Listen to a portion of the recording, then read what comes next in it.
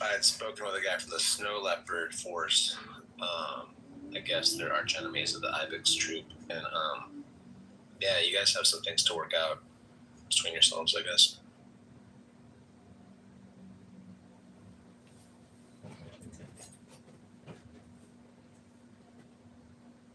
So this is a creationism room. It's about like creating things, because I like creating things. I'm a very creative person. Well, it depends on what you mean by create. In the strictest definition of the word create, i.e., like what religious people use it as, is something, i.e., the universe, coming from no amongst thing, the astroturf. like, I just, maybe out I'm of arguing thin for, and that's usually the way the believers or the people who posit that the universe was created by a god through some kind of like a magic. Did somebody say magic? Welcome. Welcome there, Progressive. Can you imagine that Progressive? Hey, boys and girls. I'm part of the Mountain Goat Wizard Warrior faction. I just came down from the mountains to fight you all because I think you're all weak and pathetic, and the fact that you're sitting here having a conversation during work hours at a work week, it's pathetic. How many times is Honey gonna do the same game? And Abby escaped from Chernobyl. Have you seen what Abby looks like? I was on YouTube. Oh yeah, I had that too. I'm scrolling, and John Kitover's fucking live stream is popping up on my YouTube with 2 fucking viewers. Although you're just chair streaming. I actually thought about joining, and it was just your fucking chair. You can't. Hi, Joanna. Welcome to the room, Joanna. The other phones, you have to find his other stuff. I think you're gonna. I don't think you have enough phones. I think what are you at? You're at like 28 phones. I think if you're trying to compare, you need at least 50. Oh, we're way past 50. I think he's at 100 now. Yeah, we're close to 100 cell phones in this house. 100 cell phones. Oh my god. Why does this faggot retard keep muting me? Stop muting me, Mark. You're too progressive. You're too progressive. And stop tricking all these creationists to come into your playroom. You're just gay, like Kevin. We all gay. Speak for yourself. Just like we're all creationists, because we all believe that things are created. Right? I mean, whether or not you believe God created things, or something else created things, or nothing created things, we all believe in creating. By the definition of the word create, if you mean like you made a painting or you sort of were creative with a painting, then okay, I mean, if that's what you mean, but that's not what the word means. That is what I mean. I'm very creative. By the world or the universe coming into existence, some from nothing. I mean, what is nothing? The absence of something. But if there's nothing, then how can you have nothing? Don't you need something for there to be nothing? Yeah. This is relative. I think so too. Damn. Crazy stuff. We got some parallel opposites. It is. That's why I'm fine saying that the concept of nothing, I can't even wrap my head around that concept, which doesn't mean it's not something that I should consider as being a real feature of the universe. But when the theist talks about it, it gets messy. And I think it's fine to just say that something has always existed. That's my position. I don't think that there ever was nothing, you know?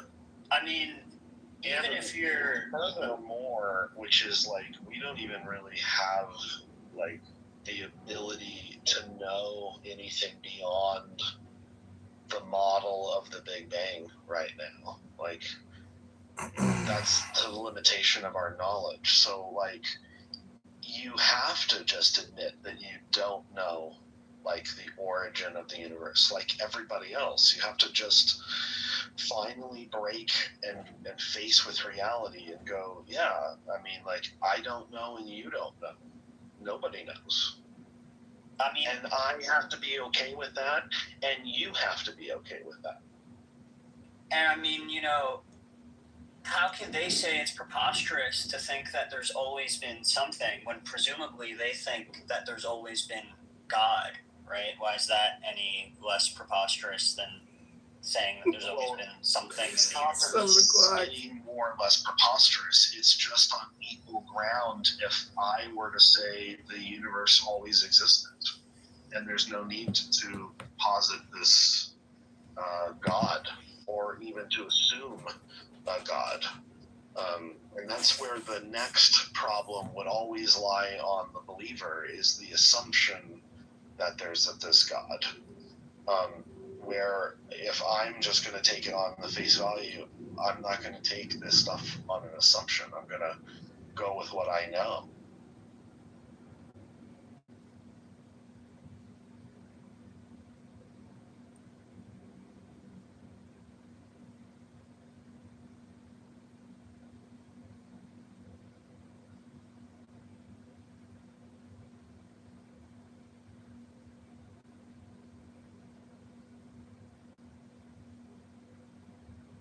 I don't think it's really worth debating creationists or the existence of God or any of these things. I've never seen a good,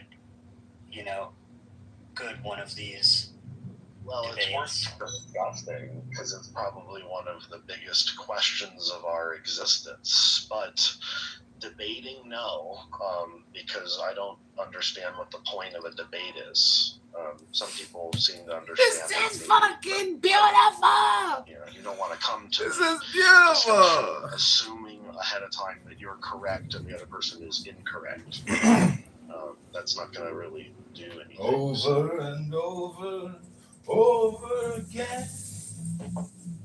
Over and over again. I just think it's really strange how willing these guys are to be dishonest, like outright.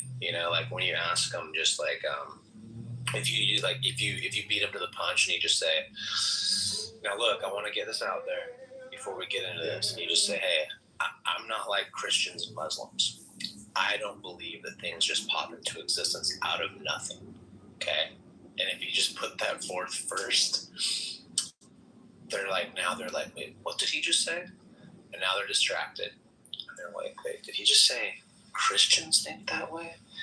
And then they'll want to defy that in their minds, right? But then when you ask them a couple questions after that, they reveal that that's exactly what they think.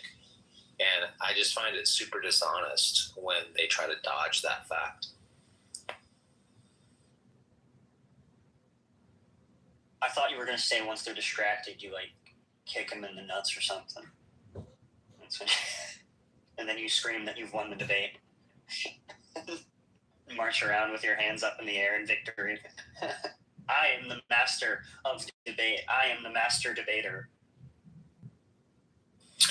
Do you guys ever follow any guys that debate on YouTube and stuff? Have you ever seen Breakfast Tacos, Kevin? You ever seen his channel? I haven't seen him, but I've watched my fair share of internet debates. Yeah.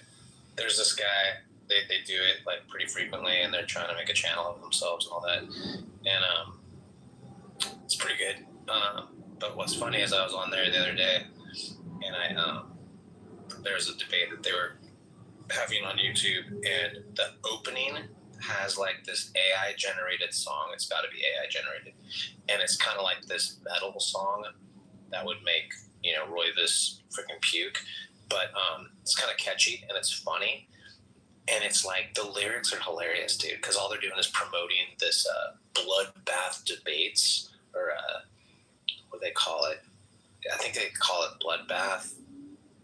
Yeah, I don't know. It's really funny, dude. Like, I'll find it and I'll post it. It's just like, I had to give them props. I'm like, dude, that opening song is fucking hilarious, dude. It's so catchy and funny.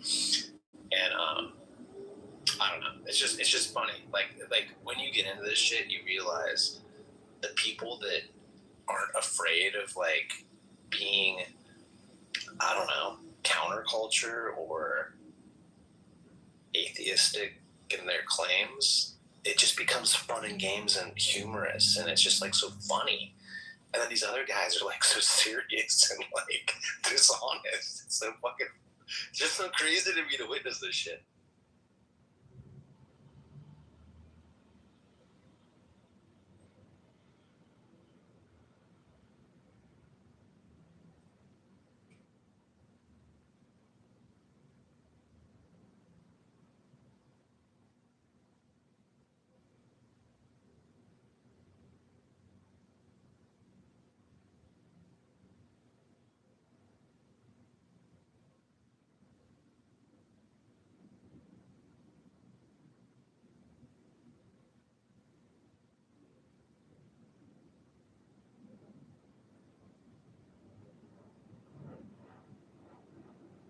I'm gonna be honest. I think philosophy is kind of gay and stupid.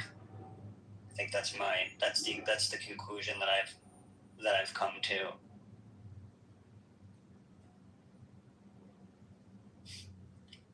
Do you mean all philosophy is idiocy or stupidity? Is that what you're saying?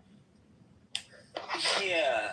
I think almost all of it. I think it's pretty stupid. I think that like having a grasp of facts is very tedious and annoying to people. And if you, instead of like arguing the facts of a particular issue, you can just philosophize about it, and then no one can really like prove you wrong in any concrete way because you've developed some sort of reasoning system that's philosophically I get soundness and validity mixed up sometimes, but I guess it's internally sound but not actually valid. I believe the two are incompatible, with the criteria that you're putting forward of it has to be proven. That's where it fails, actually. The philosophy fails there completely. And I can understand it looks stupid. But we don't have any other method to prove anything in reality. Or to prove anything at all. Yeah. And if you don't philosophize, if you don't go to philosophy, then you're limiting yourself, in my opinion. It's good to dream. Have a positive outlook on what's beyond rather than what it is.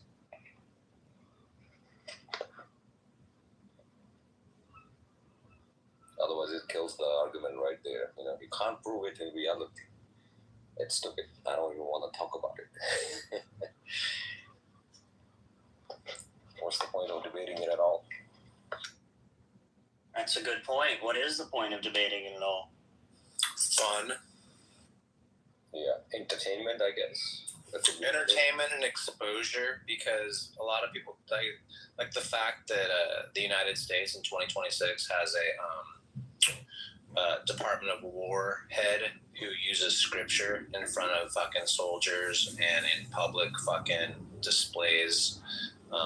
We have grown adults pretending that there's religious holy wars going on in the Middle East and shit like that. Like that's a problem. That's a well-used tool since the beginning of time, and it shall be used by all these mechanisms in the future as well. You can't say it's a bad thing. These people in those positions have to do that. They need to justify it somehow, right? No, they don't. Paula Dean, this fucking grifting, cheating fucking bitch in the United States that is Donald Trump's spiritual advisor, does not need to be platformed. Wait, no, not Paula Dean. I know. I'm saying all these people. He said no. It's gonna be. Wait, no, I don't think that's her. Isn't Paula Dean like the fat bitch that cooks? Paula White? Oh, maybe her name's Paula Dean White. I think Paula Dean is like the fat Southern lady that makes fried chicken and says the N-word. Her name's Yeah, maybe it is. I think this is a microaggression. You're getting you're getting your old racist ladies mixed up. It's called misattribution. Sorry, Kane. Paula White Kane, not Dean. Yeah. I mean, the fact that she's speaking publicly in the Oval Office and everyone just accepts that and allows that and like nods their head and smiles and claps and just shuts the fuck up and doesn't call this shit out. And when Pete Hegseth is on a fucking national stage and he's talking to cameras and like military people who are grown adult men and women, yeah, it's a fucking problem, bro. Yeah, I don't like it. I see you like to keep religion out of the statehood, I guess. Which I like to keep the religion out of statehood. Yeah, I mean, people shouldn't use that. Is that what you're saying? Yeah, I don't think any grown adult who has influence in politics or any kind of policy making should be using God as a reason to go kill kids. Yeah, that's a given. Then I totally agree with that. But unfortunately, that's how they work. Like, look across the world, there are countries who use religion more than the U.S. does, right, to justify their actions. who does more than the U.S.? I mean, there are many countries out there that are, more. They mix up basically religion. Oh yeah. And what the irony is, the people who sit in the United States, with a cell phone in their hand, looking at their Instagram accounts, ready to order another pizza, they write countries off like that as being like inferior and like lower class, not as educated, not as correct as them, right? Which I think is funny because the U.S. is just as complicit, just as guilty of the same thing. Absolutely.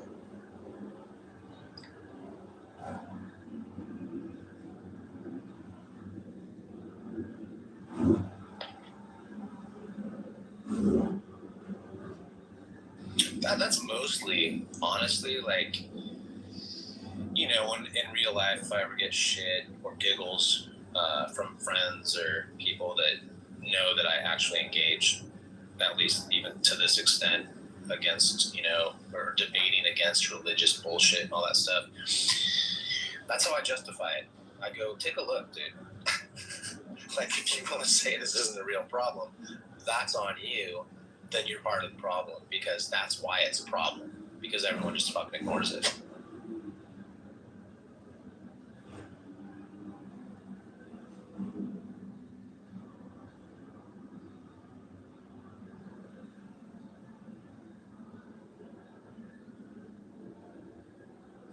At least that's my opinion. I think it's weird when we sit around and go, wait, what? How did what? No way. That would never happen. No way. What? I'm so shocked. And I'm just looking around going, how are you shocked? Like, look what's going on.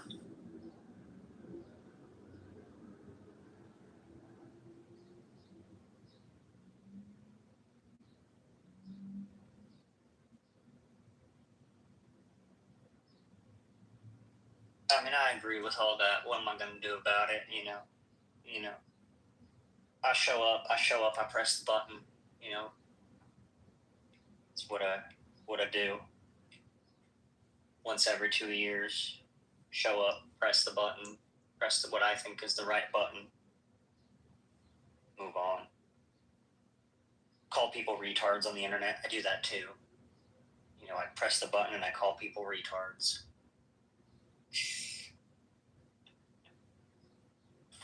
I like to engage with people and then get them to say stupid, rancid shit out loud, and then ask them more questions to get them to say more stupid, rancid shit, and then like get them to double down on it and then say some more stupid, rancid shit. I think it's funny. Look at you. You're manifesting a lot of. I saw a funny thing. I would say. I saw a funny thing that was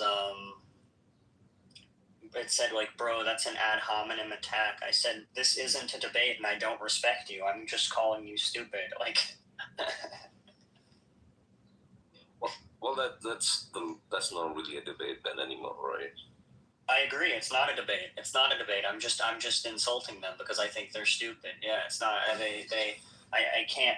I would be elevating them to make them think they're even worth debating. If you've accepted the debate, you've already lost. You've.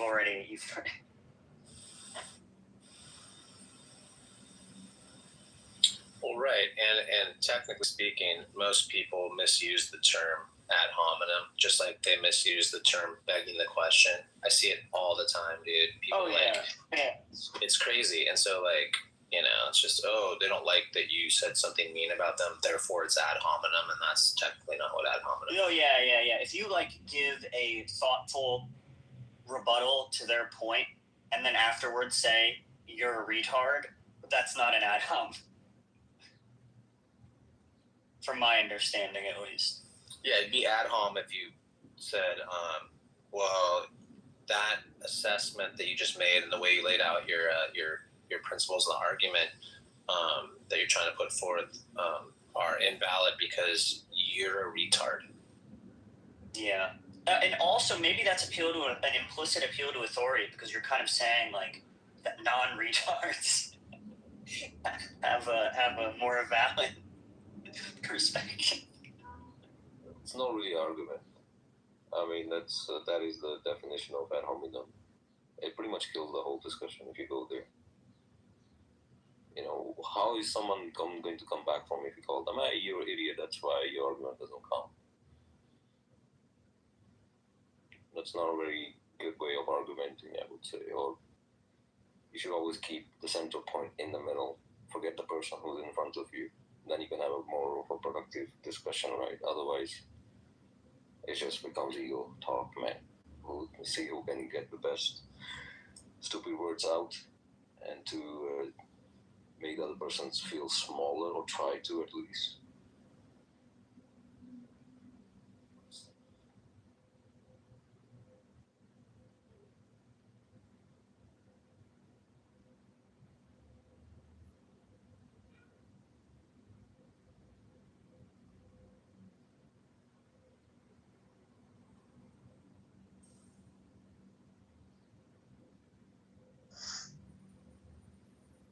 Yo, Honey Badger, I didn't even know about this Paula White Kane person. I'm reading about her.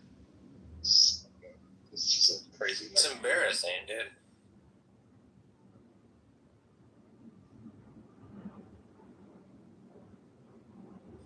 But I mean, if you think about it, like, it's perfect for Trump, right? Like, that's totally Trump's spiritual advisor. If it was Obama's spiritual advisor, it'd be something different if he had to have one, right? Like, it just, that's just insane, dude.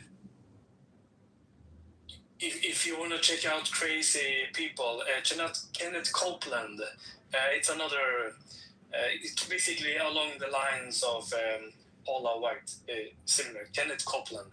Even his looks, he looks like he's straight out of some horror movie. Yeah, that dude's a scary dude.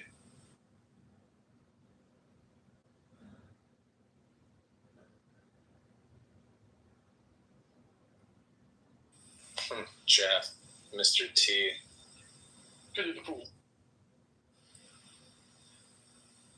What's going on, guys? We were just pitying some fools. As we do.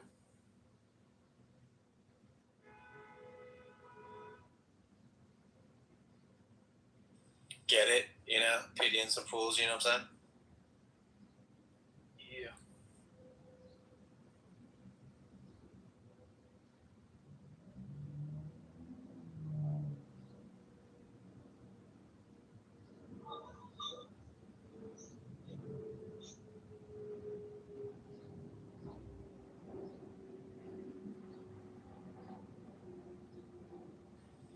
Mark, speaking of the creationism thing, why is it like every time you talk with a Christian and you get them to like start explaining themselves about this creationism stuff or whatever, they just like they go to the most rudimentary bad reasoning. Like they start talking like about buildings and cell phones and computers, and they like try to make this analogy. It's just so bizarre to me that it's missed.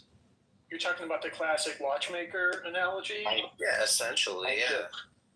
I get confused a lot of times just in a response. Like, I don't even know where I'm even at. Like, I'll hear them go and they'll give me some response, and I get lost. I'm like, we've taken a left turn already, and I don't even know where we're going.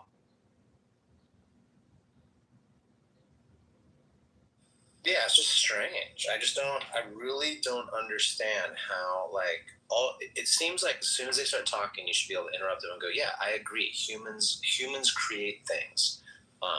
And then what they do is they jump and they go, so what do you think? Humans made the mountains? Can you make a planet? Like, it's just the weirdest speech patterns and reasoning I've ever come across most of the time. It's fucking crazy. Well, and you can't interrupt anybody because then they get all worked up about being interrupted, and then that becomes like a side discussion or a waste of time for like maybe 10 minutes. Yeah, man, I was just gonna land. Let me land. If you let me finish my sentence. Let me land. I think this is the funniest thing. People don't understand the difference between when somebody makes a point and you like to address that point before they move on, and they're done with that point, they start talking about something else, interrupting to address that point, versus when you are outlining a series of premises and you haven't yet made the point, and they jump in one of the premises and they don't see a difference between these two things. I mean, that annoys the fucking shit out of me.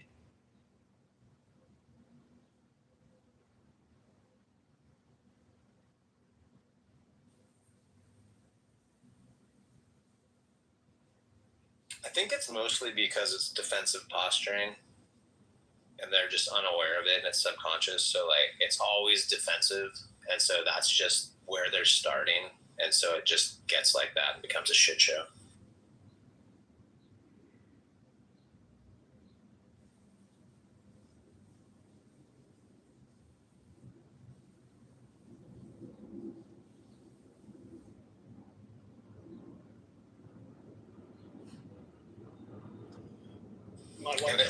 My wife and I just did IVF. The creator, my baby has a creator. His name is Dr. Mohammed Irani.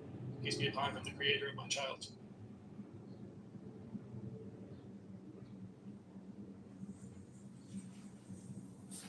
That statement in the room didn't sound dumb at all. True story.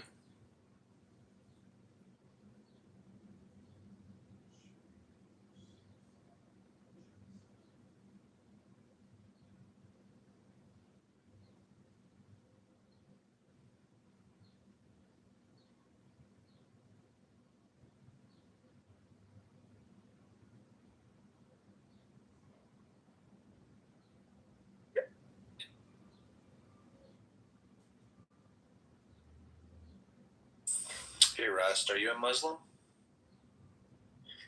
Hey, I'm not, no. Oh, okay. Are you a follower of Christ by chance? No, I'm an atheist. See, this room's already getting boring. We're just a bunch of normal people up here. Next, we're gonna be talking about movies and shit.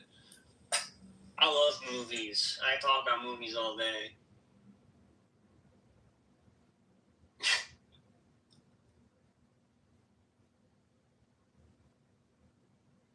All right, everyone has to. Okay, after this, I'm going to say break, and everyone has to leave the room and go grab Christians and Muslims and bring them back. Okay.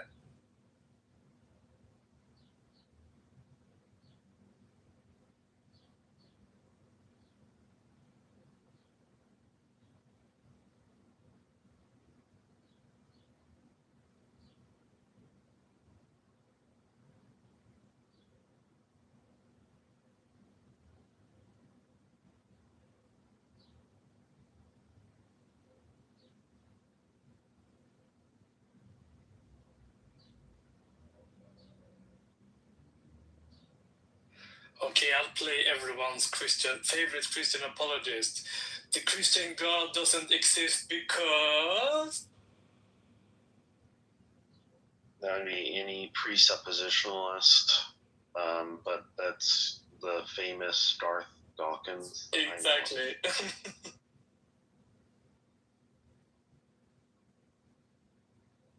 And lately, by the way, that smug shithead Andrew has been using that one. Last time I went into his room, he kind of used that one on me. Or the reverse of it, you know.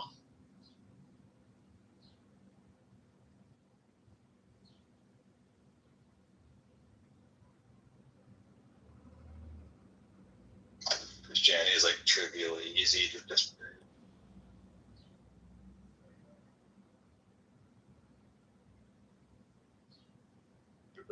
Trivially easy. Well, yeah, in some aspects.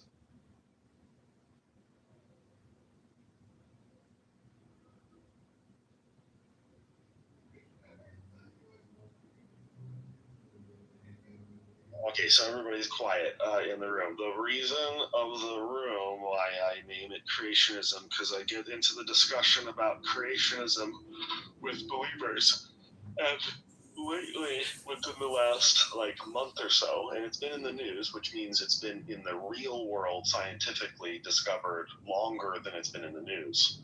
We have developed this synthetic biological organism that replicates in the lab like life.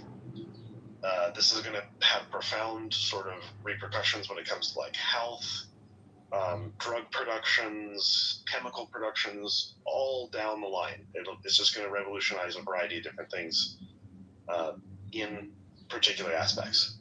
Now, this would seemingly disprove creationism because here we have a thing, a biological cell or whatever, that we have been able to make or create, quote, create in the lab.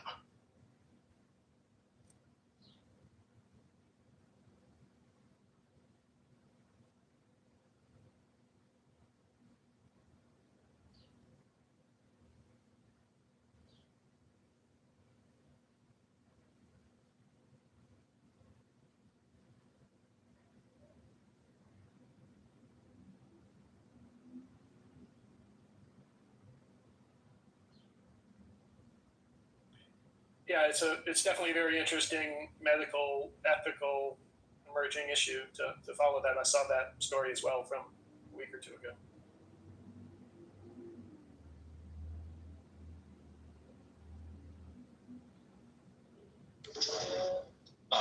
Let's start with the Trinity. So, if the Father is identical to God and the Son is identical to God, okay, then the Father is identical to the Son.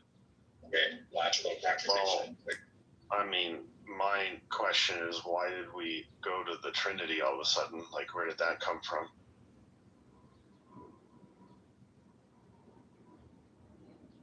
I wasn't paying attention to what you were saying. Right. My bad. Sorry, I wasn't paying attention to a word that you were just saying. So I've forgotten already. Oh, well, I said Christianity is trivially easy to disprove, and somebody said something. And I responded, I said, yes, in some aspects it is, in some aspects, maybe not. And then now you're responding to that and you want to start with the Trinity. And I'm like, oh, okay, why are we going with that? And now I understand the context. Yeah, because God is the Father, the Son, and the Holy Spirit, Mark. Well, that doesn't really make any more sense. I mean, it still breaks the formal rules of logic. A cannot be B and B cannot be C simultaneously. Yeah, but Mark, the mistake you're making is you're using human logic, and this is a spiritual issue. Well, I would either be using logic or I won't be using logic. I mean, if I'm proposing to come about this and approach this in some other way, well, then by definition it would be not. Well, you're an atheist. False. It wouldn't matter. It would be. Well, yeah, but like you're an whatever. atheist. You're already like angry, and you Not even angry. Well, you're already predisposed to I'm calmer than you are right now.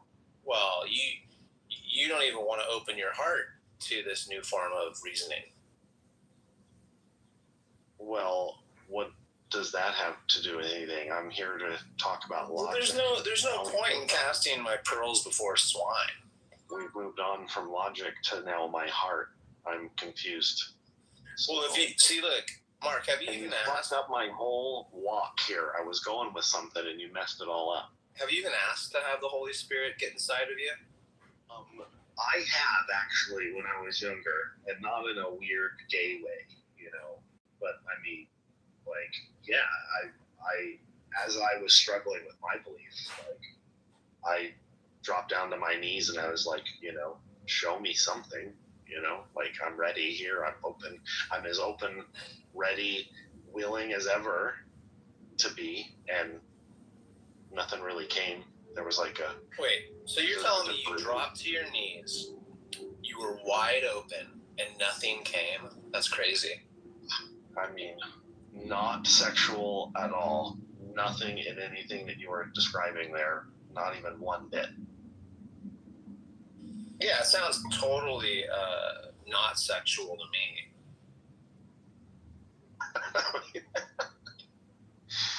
I always wonder about that. That's always so weird. And then there were times when I thought I had like some spiritual sort of like force. Like people will say, like they get goosebumps or they get some kind of like a weird feeling or whatever. I can get that same feeling now. It can be reproduced via like a really cool music. Like I'm listening to some amazing music or something like that. And then I'll get that same feeling and I'm like, oh, it's the Holy Spirit working. Oh, that's right. It's this great music. That's what it is. Or this amazing movie or this amazing feeling I'm getting from like the story being told. Yeah. Yeah, but see, that's just because you're already biased, right? So the thing is that is actually Jesus, Mark. Nicholas, tell me about creationism. I don't know anything about it. I wasn't there. I wasn't there either. Therefore, we can conclude it's false, right? I mean, I just said I don't know anything about it because I wasn't there. I know. I wasn't there either, and because I wasn't there, we can conclude that it's just false because you and I weren't there to observe it, right? I don't think it follows logically. That's right. You For got that example, one right. I wasn't there when You got it. Eric was shot. You got it. That's right. Apparently, he was shot, according to all the news released. But I actually don't know it because it's too far away from my country. So I could be wrong.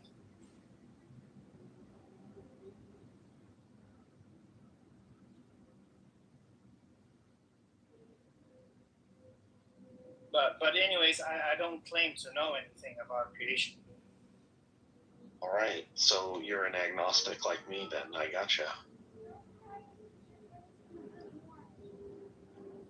Or you're just not very creative, is what you're saying.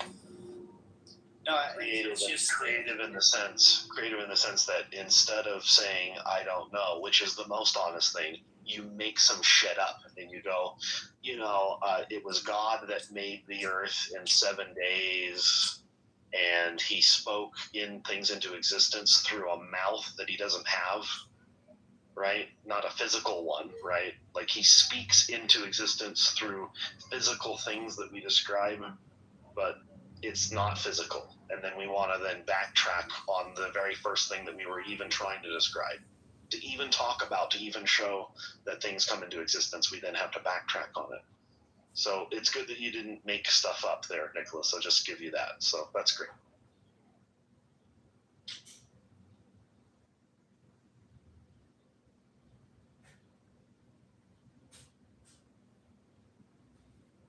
I mean, just because I don't know and I don't claim to know does not mean I don't make all kinds of other shit up as I go. I mean, I would think that for everybody. That's right. You don't want to do any of that. I don't want to do any. If I'm going to describe a thing, I want to actually describe it as it actually is. Yeah. Yeah, but what if you have to describe something? Let's say a feeling. I don't know. You're dead or anything like that. Well, when I have a hard time describing a feeling, I say I'm having a hard time describing this feeling. And yeah, but if somebody would require, and then I will give an analogy to that. And no matter what, if that person requires an answer, the analogy will only get so far. Yeah. So for somebody to write a story about creation, I would say that would be an analogy to the spiritual world that can be very hard to explain in whatever we see. So all the words I use does not quite describe anything about God. It's not even coming close. So that's why God had to come to the world so that we might know him. Now, the thing about the difference on what you're talking about here is like when I'm talking about a feeling that I have, like that I'm having a hard time explaining, then I use analogies. That feeling that I have is actually real in the real world. Where a God, we don't know if it's actually real in the real world or not. Like the feeling that I have in the real world. But you would agree that most feelings are pointing to something real. The feelings and everything in the real world are all going to point to something in the real world, or they may not point to something in the real world. I might actually have a feeling for things that actually don't exist. I might have some concept in my mind that there's a thing that's happening or a thing that's going on in the world that's not actually happening, and I'll have a feeling for it, and it could be pointing to a non-actual thing in the world. So that's the funny thing about feelings, is they're purely subjective, and that's kind of the problem. You don't want to go off of anything based off of a feeling. Like that's. I think it depends on how good you trained, how much you listen to your feelings, and how much you understand about the world. For example, if you live your whole life, not caring about your feelings, not knowing what they mean, not going deeper into yourself, and so on, I think that could lead to you maybe believing things that just comes from your feelings, which are not based in truth. For example, it could be, does this person like me? I mean, that person could not be even thinking about you.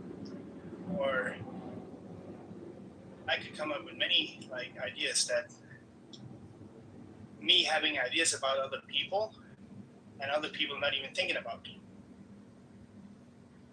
That could be one way of showing that, of course, you cannot trust your feeling, but I think that's because your feeling is broken. That's something you've learned. You've learned to guard yourself. You've learned to protect yourself. That's the mechanism of distortion. That's the mechanism of falsehood and lies. So therefore, you start protecting yourself, and you does that with lies. Because one girl screwed you over, you think all girls would screw you over, but that's not the truth. But you can live in a lie that tells you that all girls are only after money and will screw you over. That's going to be a lie. That's true, actually. Why is that a lie? Yeah, you mean all girls are just after my money and really mean? No. Oh fuck, that's refreshing. I thought actually kind of was at this point thought all women were just really mean and out to get me. It's good. I mean, I get your. Yeah, I'm just making a joke. I'm just joking. Yeah, but to be serious, I think it's very normal that you're burning in that some way, shape, or form in your life. You're protecting yourself. And in that joke, it sort of reveals a hypocrisy of what you're describing and what you're talking about. The things that you're talking about are not actually true or not universally true. There's always going to be some nuance to this stuff. Yeah, that's why we have to be humble and we have to recognize, you don't really have a way to prove there's a God, and I don't really have a way to prove there's a God, and we should just leave it at that, because there's no real way I don't to even really know if this thing is the case. No, there is. I don't claim to have a way to prove there's a God. I do. I could only claim that he was there for me behind me. I can claim that there's a way to empirically investigate whether or not there's a God. You just ask, like, are you a God believer, Nicholas? Are you a Christian? Yes. Okay. Does God touch things in your life? Yes. Okay. With what? He just touches him. With what? Whatever. With what? He don't need hands to touch. I know. This thing. I didn't say anything about hands. What's the mechanism? What's the Just mechanism? really quick. This is the part. They can't get past this. I just thought of this earlier when I was getting coffee. Your God's immaterial and not physical, right? I'm gonna show you Yeah. So what does he touch? genocide. So according to I have to go Maggots what I in believe there God is. they have some For me to answer this question. Because I go with the flow that God is love. And love is by definition self-giving towards somebody else. It has to be freely given. Therefore, anybody can do whatever they want. That's what one Well, thing. that's already contradictory of what. Like, are you a Christian? Yeah. Oh, yeah. That's not freely given, dude. There's all these like, little hurdles and things you got to do, and you get some backlash from the boss if you don't do it right. Like, what do you mean it's freely given? Yeah, so in the same way, I think light is a good analogy. I don't. I think it's a false analogy, actually. Okay, yeah, but Yeah. So does God want me to go to heaven? yes, Okay. Does God This is get the easy. things that He wants in life? not in the same, not in No, not in the This same is way that easy. it is. No. No. Okay. So in some Because special way. any- Hold on, really quick. I just want to make sure we understand each other. Is it in some special way that you understand? No, I would say, why do you think God grieves? Do you think He gets anything you want? I don't think God exists. Yeah, but since you're asking me, Yeah. I'm saying yes, God gets everything He wants because Okay. He wants to make love known, Okay. and by definition, He has already done that. Okay. So does everyone get to go to heaven? I think when portrayed with two choices, either being relationship with God or rejected, I think there's a genuine chance that somebody might reject it. Well, yeah. So does everyone get to go to heaven or not? Everybody gets to go to heaven, but not everybody wants to. Does God want everyone to go to heaven? Of course, but He doesn't Okay, force so it. then I guess- I say He is love. Yeah. He would never force it.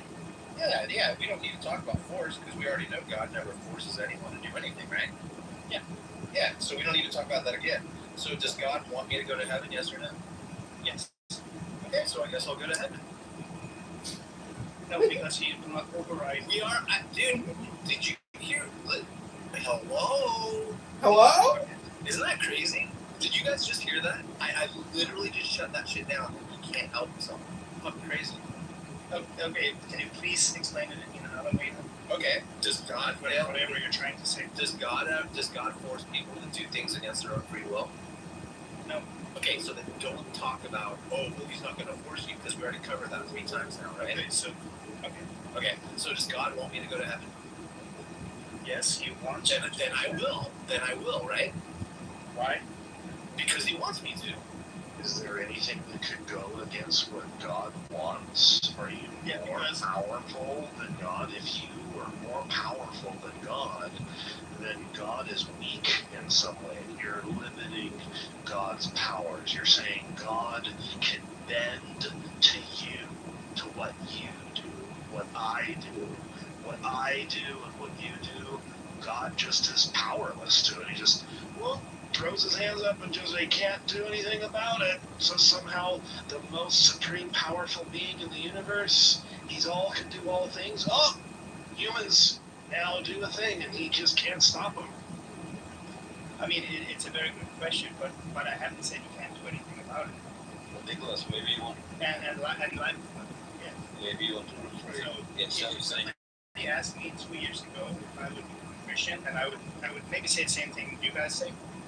And now he changed my life. Did you get like a bike at like how did you get your head? Can you just go through that with us? Yeah, I went to bed.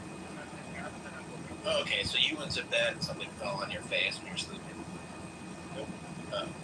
So how do you explain the God part of it? The God part, I was hit by the light, and that light changed me.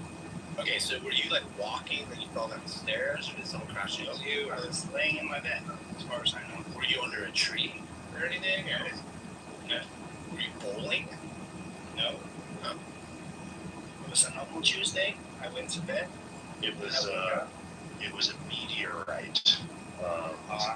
Meteorites fall from the sky, and they'll knock people on the head. So how did you came to atheism?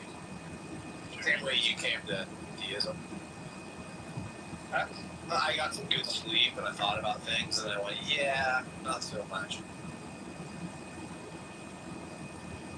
So you started believing in God, and you stuck. No, I started as a child who grew up in an area where there's a bunch of fake Christians around me shoving this shit into our faces because that's just what people do to each other. Yeah, but that's what I don't want to do. That's why. Right, no, I'm not saying you. I'm saying like I grew up in like, Christian Nation, I grew up in California. That's why you turned Christian. That's why you turned an atheist, because of your feelings. No. You couldn't stand. No. No. Christians. No, that's not what I said. No, how do I know? Because what happened is I was educated on the subject matter, and then when I thought about it critically and I grew up, I realized it was just all fake bullshit.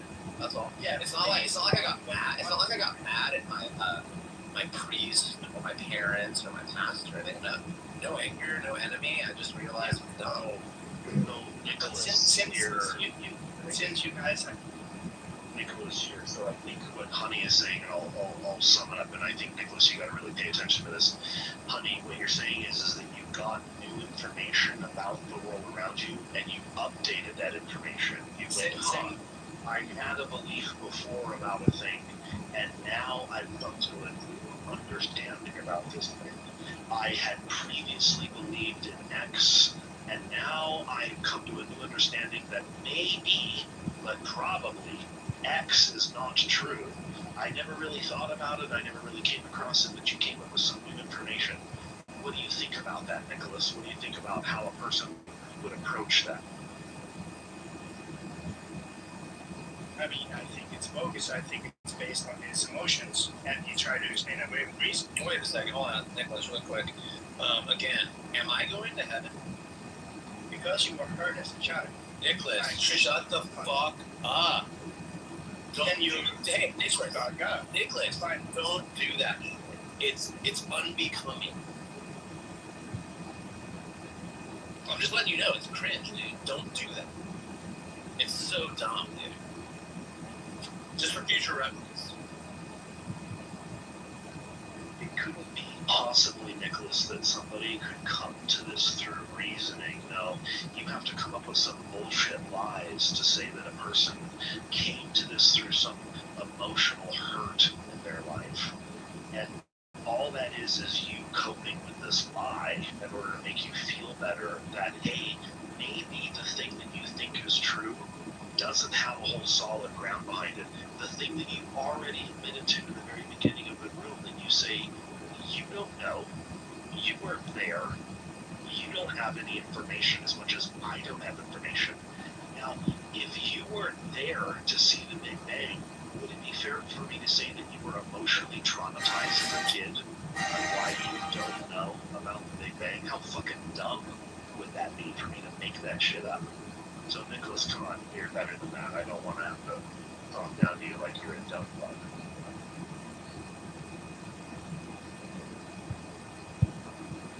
Yes, but I'm struggling when people say, when they share, like, they came to reasoning and understanding, they learned information, and someone goes, oh, you were hurt as a child, therefore that's why you're an atheist.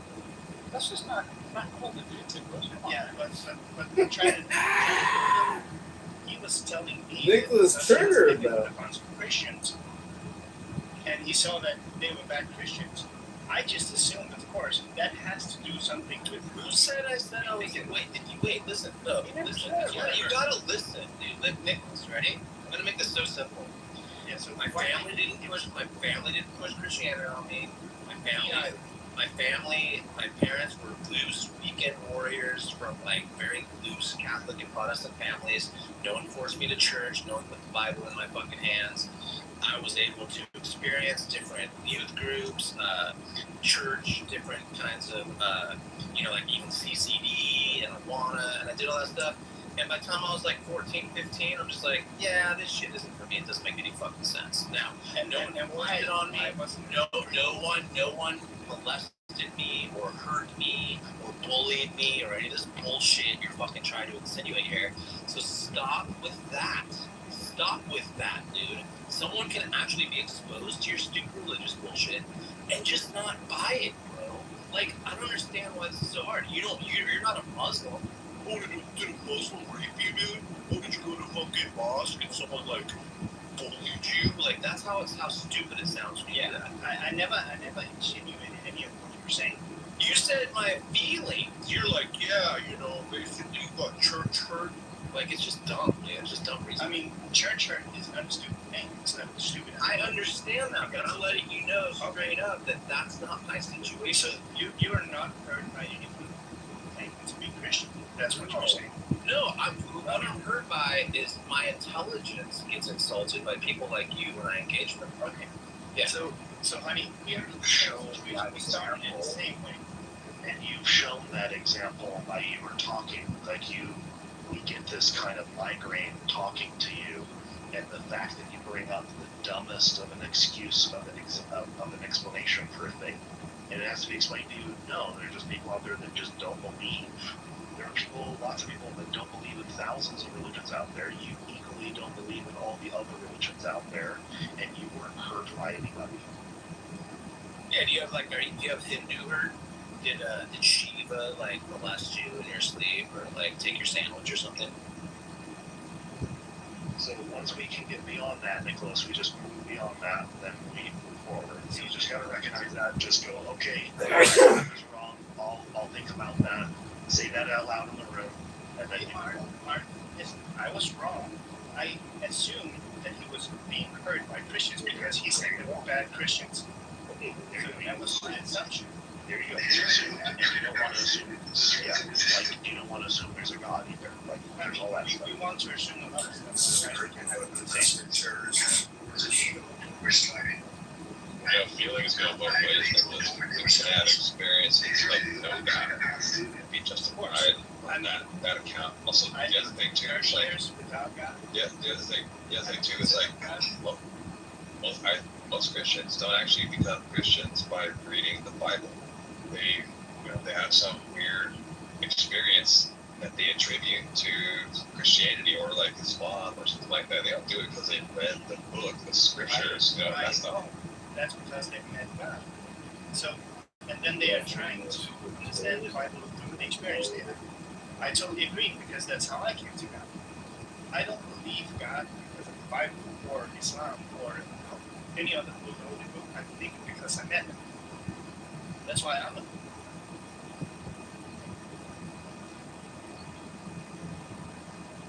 It's circular. Yeah, and I know that's the reason it's true is because the Bible says it's true, which is yeah, you believe in the Bible, dude. Well, in his particular reasoning right now is he believes God is real is because he's had an experience, and that is as far as this will ever go. Is like we can't really know that your personal experience is any more true and real than anyone else's. no. And so, and even further than that, Nicholas, for you, it's a problem for you. Is Elliot pointed? Well, I'll explain it to you. Just keep your mic muted and listen. As Elliot was pointing out, which I could just easily do the opposite of what you're doing. I could say, I have a personal experience that there's no God, and my experience is now just as equally valid as yours. My experience is equally as valid as yours, and mine's no better or worse than yours. And now all you have to recognize is that your personal experience is utterly useless to the whole conversation, to even knowing whether this thing is even true or not. we have to move beyond like your personal experience and mine to like figure out whether this thing is greater than just in your mind. In the same way that we just know that the planet is round. Well, no, because at least Kinda. yeah, the way with that is that there's going to be some external information that's going to confirm that.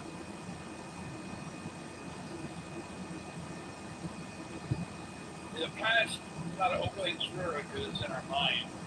Because it's objectively true. Yeah, and now you're and then you're going to bump into the biggest problem again, where we're right back to the same experiencing this stuff as a circular reasoning here. Is like that flat earther could say they experience the earth being flat. You go outside and you look around, it's from their experience the earth is flat, because that's their perception of the matter. And just your personal experience about the matter isn't going to tell us that that thing is true. Nicholas, we could get a person who comes in the room and they say that they personally experienced last night that aliens abducted them and stuck stuff up their ass last night and from them. Why do aliens come down on Earth and like sexually assault human beings? Well, it's for research purposes. Like you could come up with all kinds of yeah, you could come up with all kinds of explanations. But you just personally having that experience does not tell me that aliens are out there and they sexually assault humans. Because now that's a double thing. Like maybe aliens in fact are out there, but they don't sexually assault humans. Like they're out there somewhere in space, but they've never encountered humans. You know. But Nicholas, like, are you a Bible believing Christian or just like a personal experience anecdotal Christian that feels nice about Jesus or something? Like, which was it both?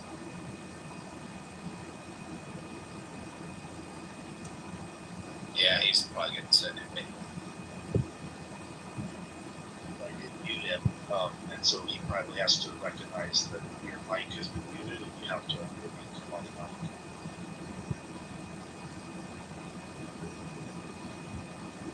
Usually they tap out after a while, Nicholas. Like this happens often, where like a believer will get frustrated with the conversation because it doesn't always go their way. They start to recognize maybe things that they think that they're right These about. people are insufferably stupid themselves. It's so funny. I've got to do laundry, and then they just are too busy with their own fucking personal life to have the conversation about their fucking God. That's so super important. You would imagine if this God is true, real, it's the most important fucking thing that you could ever communicate to another human being. But yet, like, hey, like, all of a sudden you gotta go do laundry or some shit, you know? Yeah, that's what pisses me off about, like, asking someone if they, well, first, there's so many ways to do it, but I'll just cut to the chase. Get them to admit, or to at least say out loud, that they talk with God or Jesus. And then you ask them for something compelling that either of them said to that person that claims that they've talked with this being, and it's never something compelling, or they don't want to share it with you. They have some stupid fucking reason why, oh, well, I just don't, you know. And it's like, you're so full of shit, bro. Just stop. You think if somebody has a communication with a being, a deity, or a God like Jesus, you say, well, communicate something profound to me, like a mathematical equation to a formula, or something that would like solve world hunger, like maybe like a device that I could put together from crude materials, and like magically it'll produce like food or energy for people. And no, it's never that. Yeah. Or none of that. Like, that's the thing. So that's part of the problem. So right there, if I was a Christian debating you, Mark, I would hone in on that and I would take a totally different direction. And because you gave specifics like that, that's what I would attack. Whereas you could just go, hey, tell me something compelling, like the best thing you heard from Jesus in the last like couple years, or if you have a personal relationship with Yahweh. Something you heard from Jesus in the last couple years, like in the book? I want to hear some information. Share with me the good news. They never have any good news to share.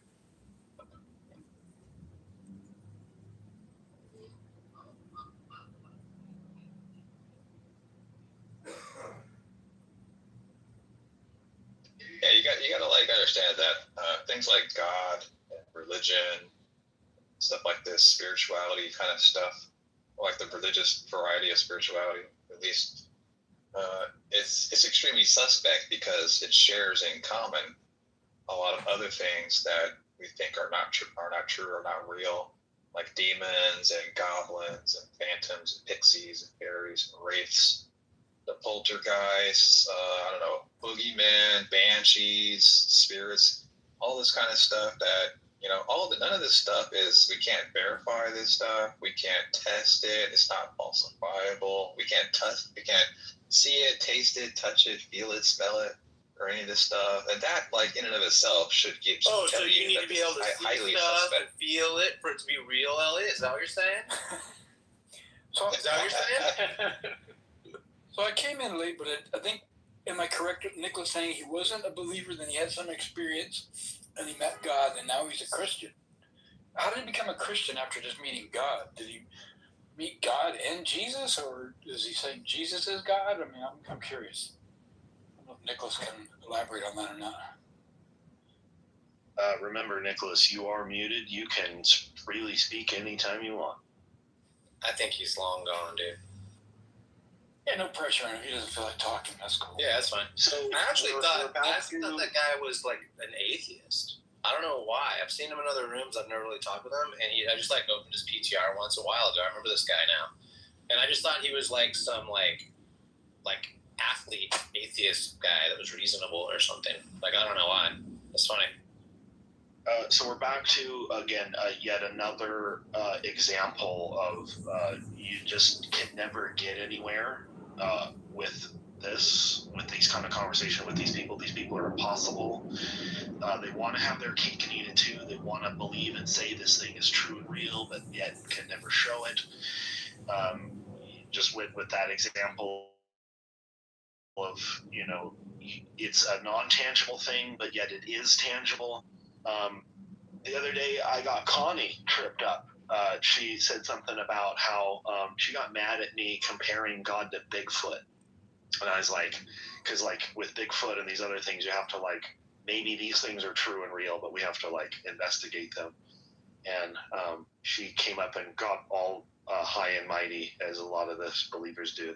They get like worked up about some trivial thing because they're elevated on their emotions. I take offense to you calling God a thing.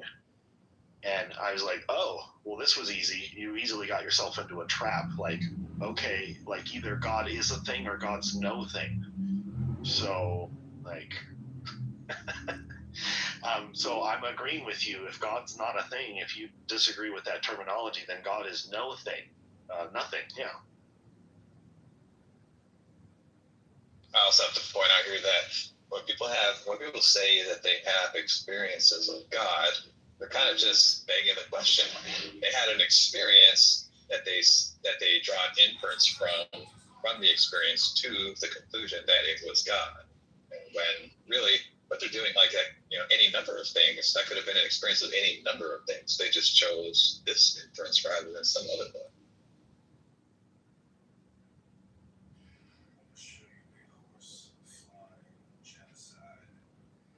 And this is the part that bugs me too, and it's so true. The more I dig into this, it's just unfortunate that like it's so powerful, and I think the reason it's so powerful is because it's so fear-based. Like, I'm always disappointed when I talk with like some people. I don't think Nicholas would be like this per se, but like certain people that I can tell haven't had as diverse of experiences as I have, just in general, like in a physical, worldly sense, right?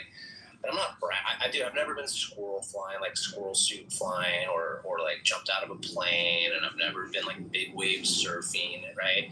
I'm not claiming some like special powers or privilege, but just like I can tell when someone hasn't experienced the things I have, and I feel like they diminish my experience when I tell them about how significant things have been. It's like they have to write it off because it doesn't involve God or spirit or something. But if I explain it in a way that should be compelling, at least to someone who's open-minded and creative and empathetic, I feel like I get dismissed. Like, I'm like, how can you not if you told me a story like that, I'd try to be like, okay, yeah, I can see how that would be a powerful, emotional, human experience for you that's significant. That makes sense. That's a powerful feeling. And it's like they just don't value it, and they want to push this God notion.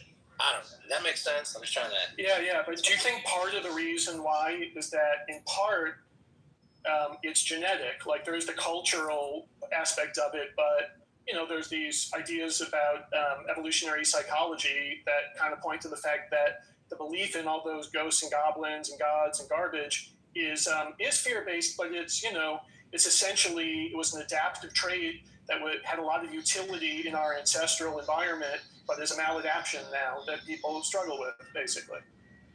Oh, entirely. No, and just even the what is it? The false positive recognition trait that we carry on as well. Just like that's all tied in our parasympathetic nervous system and blah blah blah. For sure. That's why I always just try to say when I start off with these guys, I'll just go, I'm doing the same thing you're doing, bro. Like, you're not doing anything baseline, fundamentally Maslow's hierarchy of needs based. You're not doing anything differently than I am. We're doing the same things. We just have different experiences that we're that are deterministic in a sense, right? That I did not control. I did not control when I was born, that I was born, geography, my parents, my first schools, all that shit. I didn't choose any of that. And neither did you. And now here we are, right? Yeah, it's really interesting. The top two predictors for which God you believe in and which religion you are a member of is number one, the God that your parents believe in, and number two, the geographic region where you are located. Those are the number one predictors of what your religious beliefs are. Why is that a thing? That shouldn't be a thing. Yeah, God shouldn't be restricted to geographical boundaries.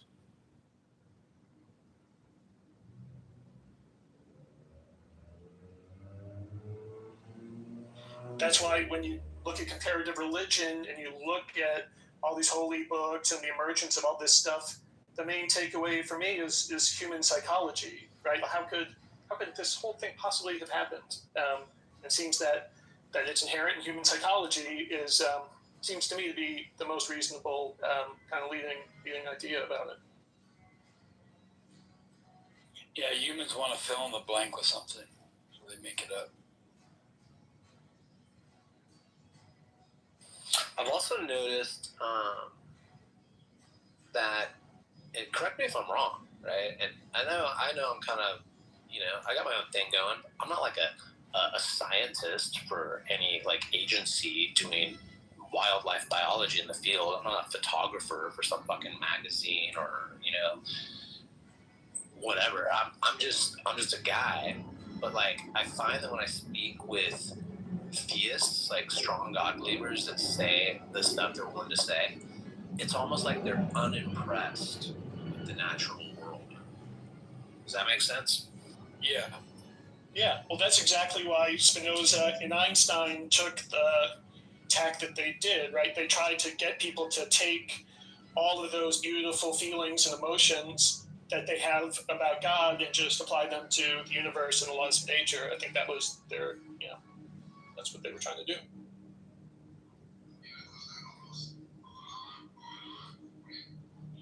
It's also so many turns too, right? Not only they're unaware of other species in their midst, right? Very few theists that I talk to can name, 5 birds in their community, wherever they are geographically speaking, right? And then they act like, oh, as an atheist, what, you think we're just a freaking bag of chemicals, just randomly bumping into each other? And it's really? I mean, I think it's an interesting point that you raised there, particularly when, everything is created by God, so you'd expect there to be some sort of reverence. And in fact, in that film, Noah, I know it was just a film, they tried to make out that Noah and his family were sort of custodians of the earth, looking after it, vegan, this, that, and the other.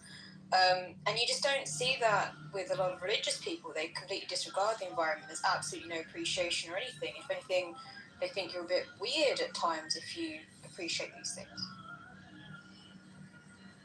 This was my sort of subject of the room the other day as I was pointing out that, and this is where we could argue the overall harm of religion just in general. Obviously, we recognize the harm of religion in all kinds of ways, but in its broadest aspect, and like Christopher Hitchens says, like religion poisons every single aspect, everything that you can think of. And so my title of my room was like, does religions teach us to be like empathetic towards even human beings, or to have any kind of like compassion? I have to look out in the world. I have to wonder, why is it that people are even fighting with one another? And at its baseline root is got to be these fundamental beliefs that people hold, specifically religions. And if it's taught to us that we should not have empathy for other people or the environment around us, if this is taught to us by a religion that like this is just temporary, this location that we're on, and the more important thing is like some other location, well then like these people are just not going to be helpful or useful to us in the real world in the now, and progressive things that we need to fix. They just won't be on the same level. It just will not happen. So I see the big issue in this, where it's like these sort of people are like pod people. Their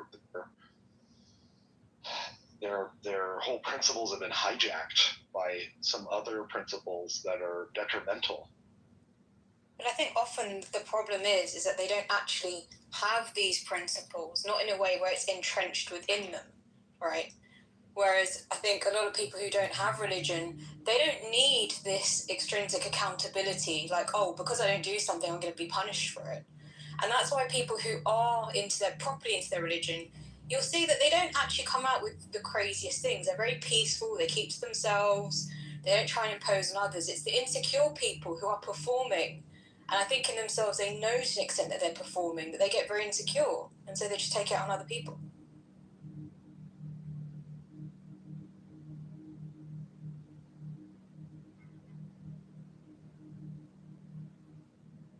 Yeah, and then the mob mentality that could potentially arise from that kind of environment and energy is freaky, dude.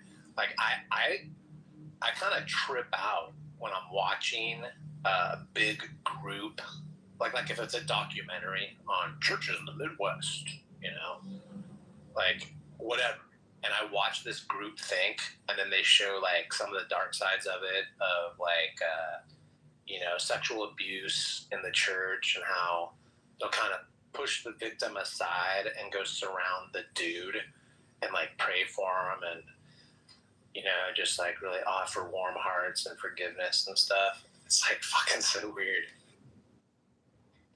Yeah, and I think sometimes there's almost a surprise. So that I speak to some of the Calvinists, I'm on friendly terms with them, and when we talk, in a proper way, we're not debating anything. They're like, "Oh my God, but you sound so Christian." It's like, yes, because in many ways the best way to learn is through experience, and you come to your own truth. It's then afterwards it's perhaps summarized in some philosophy somewhere where it's like, oh, that really expresses what I'm feeling. I'm just not able to express it that way. I find often that's when you truly believe something. You've gone through it, you understand it, and then these things make sense, rather than trying to force it through a concept level where you're constantly fighting it because you just don't get what it's about.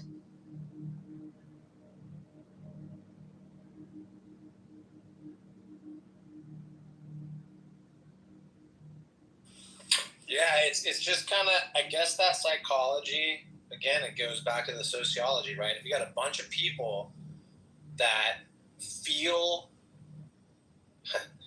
empowered and or just also obviously enabled, but allowed and entitled to make claims and have them go unchallenged, anytime that happens, it's fucking freaky to me. And so watching that shit unfold is crazy. Yeah, I agree with that. I think that's where I can't understand where people feel confident enough to even do that. I'm thinking, how do you even trust in what you're saying given how little you actually know? Yes, incredible.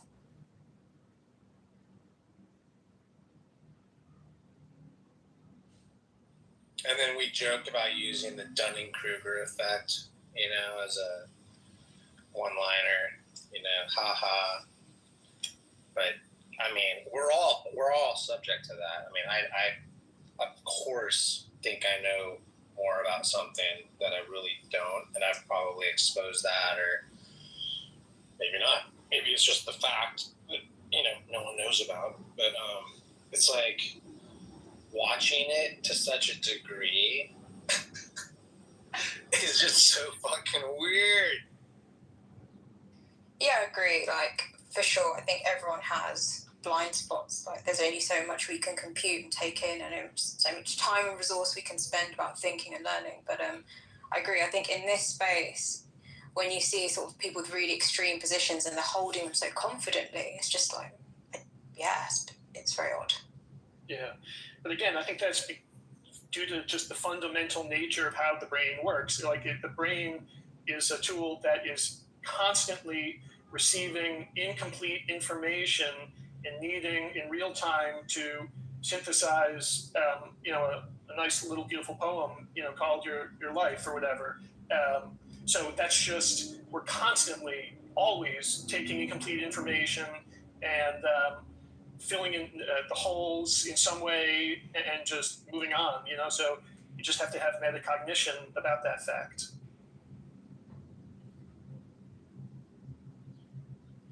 Yeah, I agree. In a slightly adjacent topic, it makes me question sort of our dependency on external tools to now even hold memory for us and do our thinking for us, like AI. I kind of think, oh gosh, like, where does this sort of end in terms of going around with incomplete information given these innovations? But as I said, an adjacent topic, so I don't want to move on to that.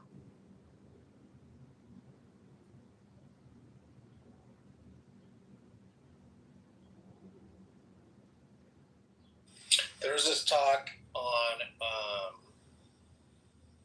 can't remember the name of his show, but that guy Tom Bilyeu, he's kind of goober, but he's had some good interviews, especially in the past. I haven't really followed him much in the last 3 years or so, but he had this conversation with that guy who is trying to stay the youngest.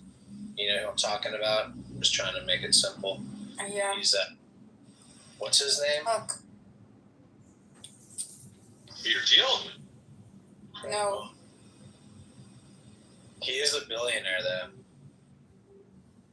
I know Peter Thiel's like he's really into like trying to live forever. Okay. There's a few people like Brian Johnson. Yeah, Brian Johnson. He used to be a Mormon. He's like, his name's Brian Johnson, and I remember that because now I remember it because I remember thinking in my head, just remember his name's super plain. Like, well, who is it? Brian Johnson? Like what? He was talking about some shit with Tom Bilyeu that was like pretty. I'm gonna go back and look at it. It's from a number of years back, probably like 8 to 10 years, even at least 6, 7 years. And it was really fascinating because he was talking about basically your own, not your consciousness, but your, how did he put it? The intellectual property that we are as our own human would become in jeopardy, essentially. And it's kind of weird looking at what they're downloading and uploading now, you know? I don't know. It was just an interesting conversation. It kind of freaked me out. sounds kind of odd. I hate it when people talk about like human beings as like some kind of like a commodity. Right. Like, I hate the way economics talks about like human beings. How you're an asset. You're a piece of labor. this kind of stuff, like your property, it's just, I find that stuff like really.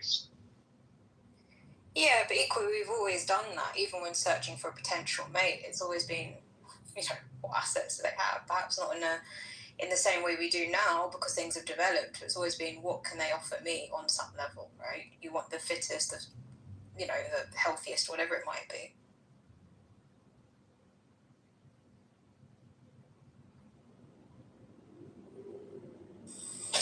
Okay, it's called How to Become Aware of Your Blind Spots, and it's 8 years ago, and it's Brian Johnson, and it's Tom Bilyeu on impact theory, which is actually a good resource. I did check in with this stuff a lot a number of years ago. That's how I came across this, because I was pretty regularly watching or listening to his interviews with guys. So yeah, that was a weird one. I just remember this one specifically. There's a few that I remember, and this is the one that made me, based on what you said, Nadia, made me go to that, and then interestingly become aware of your blind spots, and that's exactly what we were talking about in a sense. Nice, I'll check that out.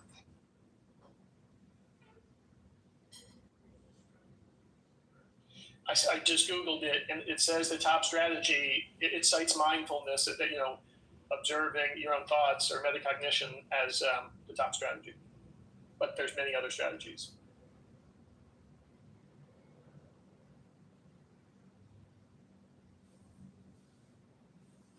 Yeah, and this is when he was still normal looking, because I have seen him since. Not too many things. I haven't researched him too much, but I've seen enough. And it's funny. Like, he was just kind of normal then. Yeah, I think, it's not true for all of this, but it certainly is true for some of them. Like, for instance, yesterday I was talking to a guy. I don't remember his name. I forgot his name, but anyways,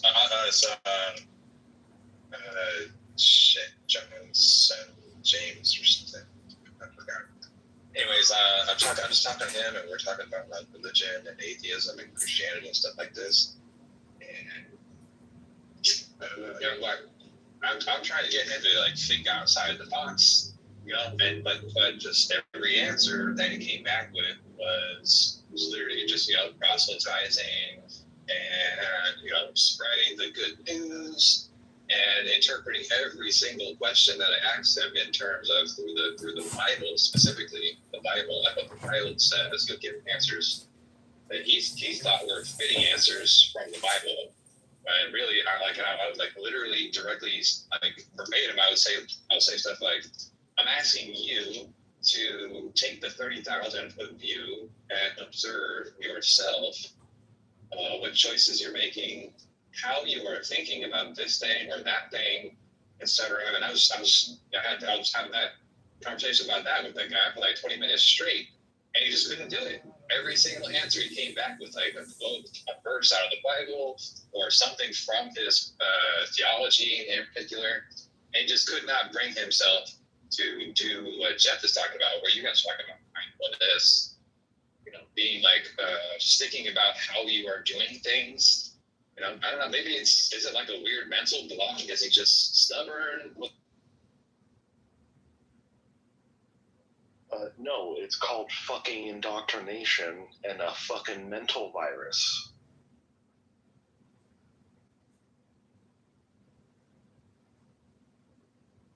They can't agree to anything that goes against their belief, right? Their faith, because it'll weaken their belief in their faith, and they can't do that.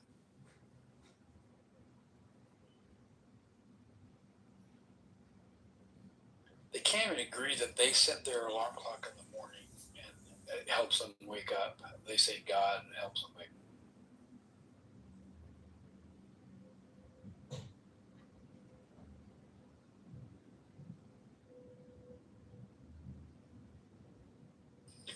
That's funny.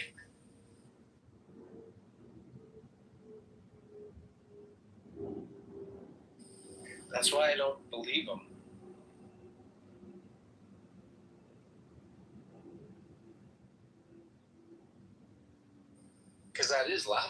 right? It's not like I'm laughing.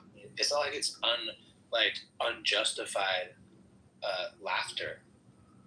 I mean, if someone said that to me with a straight face, I said, "So, do you have a smartphone?" And they're like, "Yeah." I'm like, "All right, cool. Do you ever use it to wake up in the morning?" "Yeah, it's in my alarm sometimes." "Okay, cool.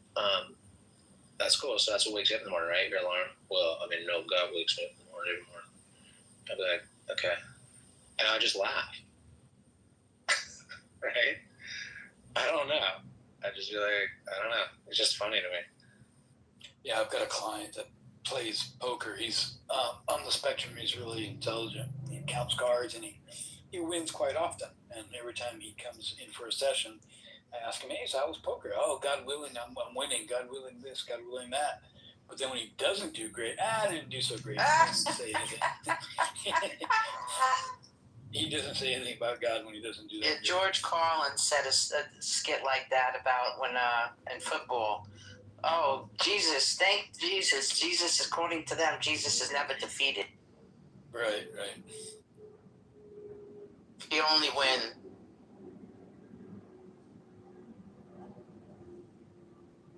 But this guy's a recovering addict, and he went through the AA program, so he's got to stick to the God plan. To all things that are good are based upon God. So he's got to keep that mindset. Yeah, James, if these people are like really taking this stuff seriously, and they say stuff like, so and so, or I have, or so and so has the Holy Spirit, and therefore they cannot be wrong. And they say stuff like, "Oh yeah, Jesus helped, this fucking wide receiver catch the football, game-winning football touchdown pass or whatever bullshit." And everybody's claiming different things. Like the other people, the fans on the other team are saying the exact same thing for the people on the other side of the football game. Or if that's too stupid an example, like people do this all the time with more serious stuff. They've got privileged access to God, and other people don't have it. Or if I'm reading the Bible to somebody, putting a verse out of there, and I say something, and they go, "Oh well, the reason why that's wrong is because you're an atheist. You don't have the Holy Spirit." I mean, if they're taking this stuff seriously, it can't be true.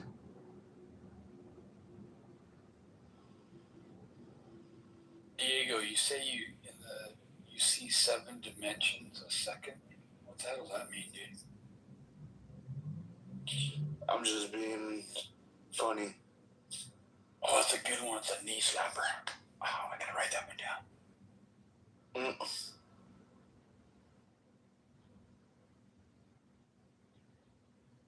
JCC, do you know does AA allow people to use nature as their higher power for the program? I don't know. Yeah, neither do I. They can. There are some programs that are secular. You want to find those specifically.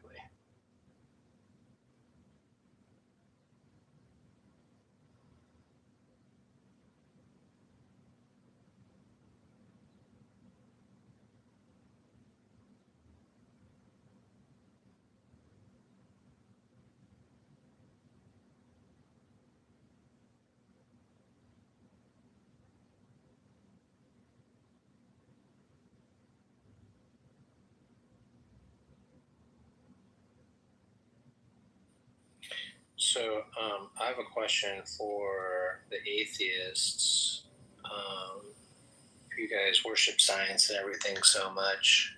How do you explain how everything got here and is perfectly formed, perfectly balanced with all of the laws and stuff?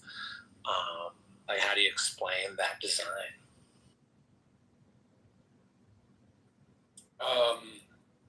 Well, I don't know why things exist.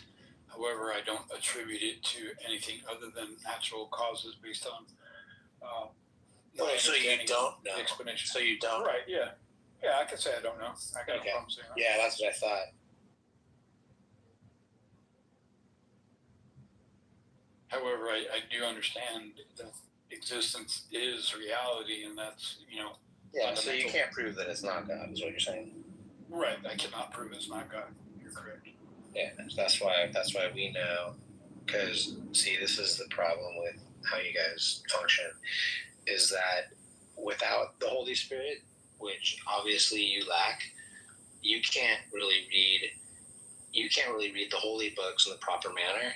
And I would just recommend like maybe starting there. Have you read the Bible, JCC? Bits and pieces. Okay, yeah. Have you read it cover to cover? No, sir. Oh, yeah. You gotta get back to me after you've done a little more research.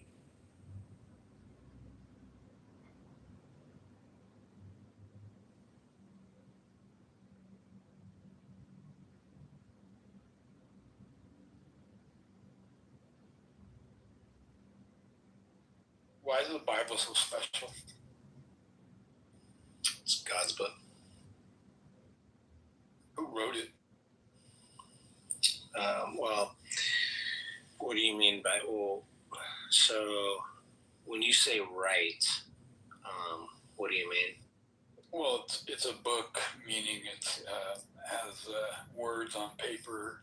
How those words on paper come about?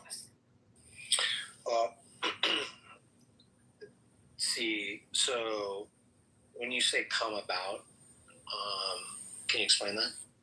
Yeah, like I can write a letter. You give me your address. I can send you an email, and that email comes about through the computer programming that sends the word processing program. I'm not a computer scientist, but it dictates it and it puts it into. Okay, so you can't really explain it then. And then but I can write a letter to you about your address and your email and I have an envelope with a stamp. I can write you a letter, and it comes about through my cognitive ability to take what's in my thoughts in my head that I want to convey to you, and I can have my motor neurons move my hand in a way to where I'm trained how to either write in print or cursive and put down on paper through the ink of the pen that touches the paper, that gets put onto the paper, and I can mail it to you, and that's how it comes about. So the same way that letter gets written, the same way the Bible gets written. Okay, there you go. See, that's the answer. That's how it came about. So human beings wrote it. Well, yeah, human beings had to write it because of the medium within which it exists, right? So the essence of the message is only conveyed by animals, and humans are animals, and so God, he didn't necessarily speak. That's kind of like a symbolic term that a lot of Christians like to use. I don't personally. But what he did is and I can't explain the mechanism, kind of like some of the blank spots in your understanding of computers and technology and transference of information and things like that. I can't answer that for you right now. I'm not an expert. But what I can tell you is that because of God's inspiration, the hands of man did in fact write the letters that God wanted to communicate through. So yeah. All right, cool. Inspired. Yeah, so we agree. So far, by their beliefs. Yeah, we're on the same page so far, right? Yeah, cool. So to speak. Yeah. Yeah, so you agree with me so far. Yeah, inspiration is a wonderful thing. Yeah, so we agree. We agree. It's inspired. Yep. Yeah. Do you have any other questions? Nah, I'm good. About to go to work here in a minute. All right, well, I'll pray for you, JCC. And like I said, I recommend just picking that book up, looking through it, go cover to cover. Once you've educated yourself a little bit more, then maybe we can have more substantive type conversation. Right on, man. Will do.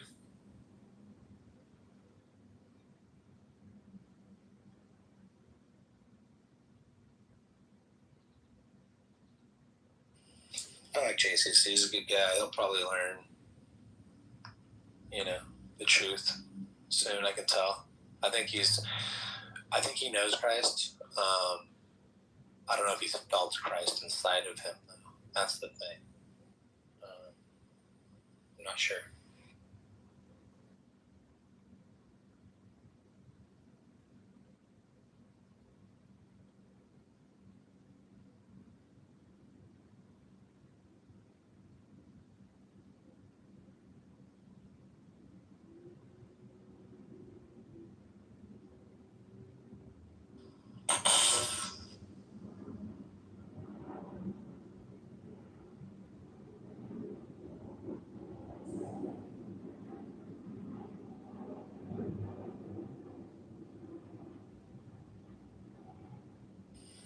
Diego, are you still a Muslim?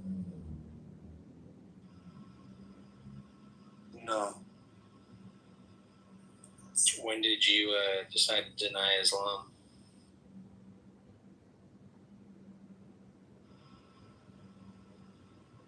I'm not sure what you're speaking about. Do you accept Islam? I do not. When did you decide to deny Islam? I never denied Islam.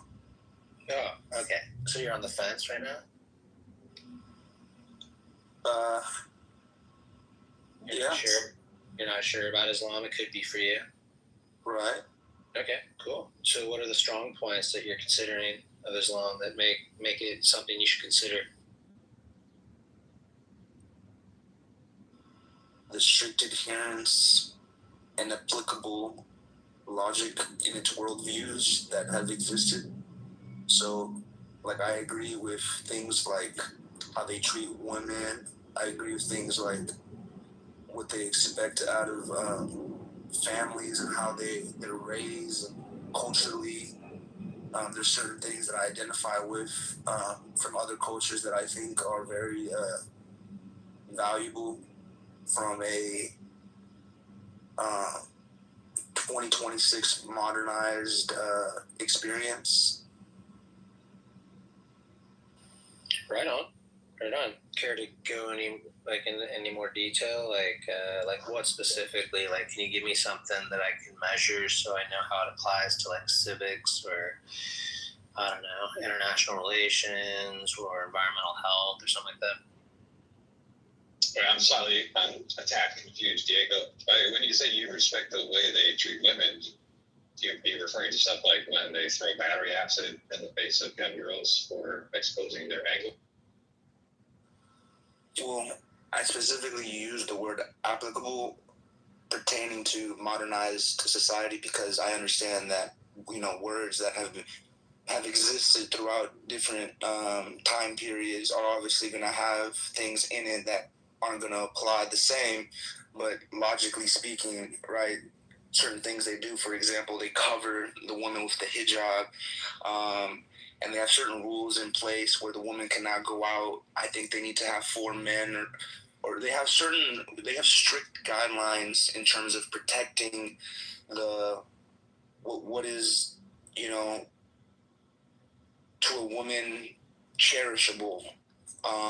They sort of kind of expose the strengths to increase, you know, the things that make a woman valuable by protecting and providing.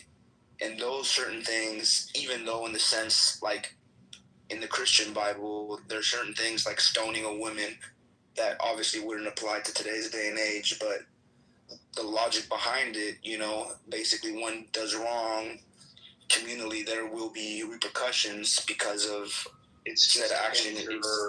It's just to make sure a man doesn't get a boner, right? Let's just be simple about it. Yeah, I mean, in simple terms, you could say that. Very simply put, you know, back then it may have been it may have been seen very differently, but how it applies today, from the logical standpoint, that's logic is still going to exist, even if it's not as dramatic as it was once.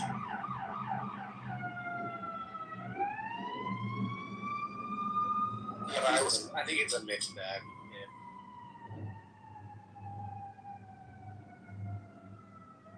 What is it about like throwing acid in a woman's face that makes her strong?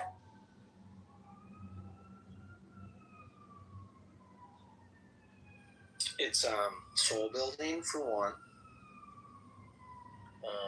Because just because they're Islamic doesn't mean that over here Christians shouldn't consider why God allows for them to have those things happen to people, right? So if you asked God, why do you allow battery acid in women's faces to occur in reality in your creation? What is the reason? It's got to be a good reason, right?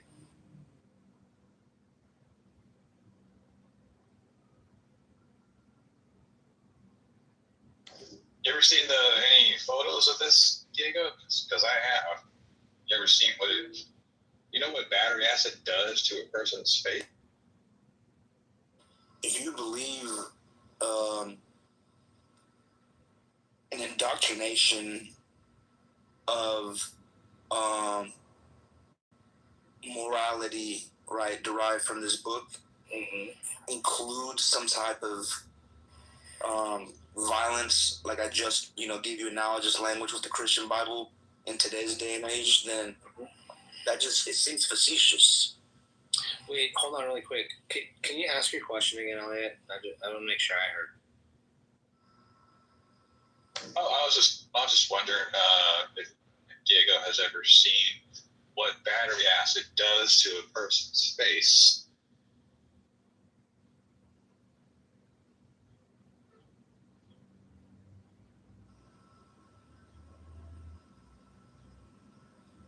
Funny you mentioned that. I had some sulfuric acid accidentally poured on me from a car battery, and I was completely fine. Okay, so the answer is yeah, it got in my eyes too. So you haven't seen it. That's all. The answer is just no, right? Well, I'm speaking from personal experience. Well, yeah, your personal experience based on the question asked, the answer would be no, right? Sure. Yeah, me too. That's my recollection. I mean, maybe I have.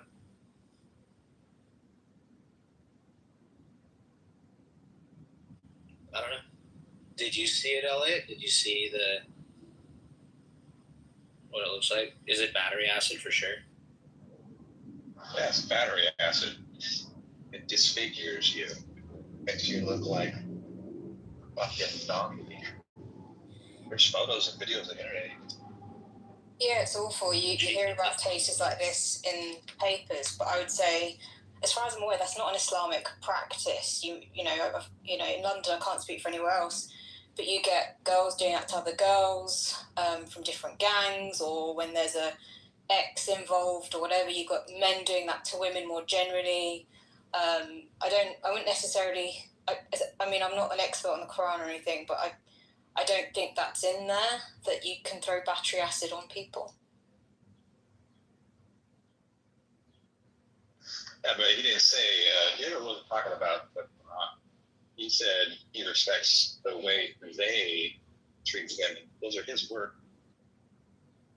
Yeah, and what I'm saying is I don't think, as a general principle, that's what that group is doing. I think you get people who throw battery acid for lots of reasons, quite often out of jealousy and revenge, and where you get people who have perhaps a more sort of insecure incel mindset, yeah, and that's cross-cutting. You get lots of them who have a Muslim faith, you have lots of them who don't have a Muslim faith. I think that's what I'm getting at. Yeah, no doubt they do it for different reasons, but I didn't say it just for any reason. I said specifically because they expose their ankle. But is that, I mean, I don't know, maybe you've seen a case where somebody's been, I mean, I've never heard of that, but that's crazy if that's the case. I mean, that's wild.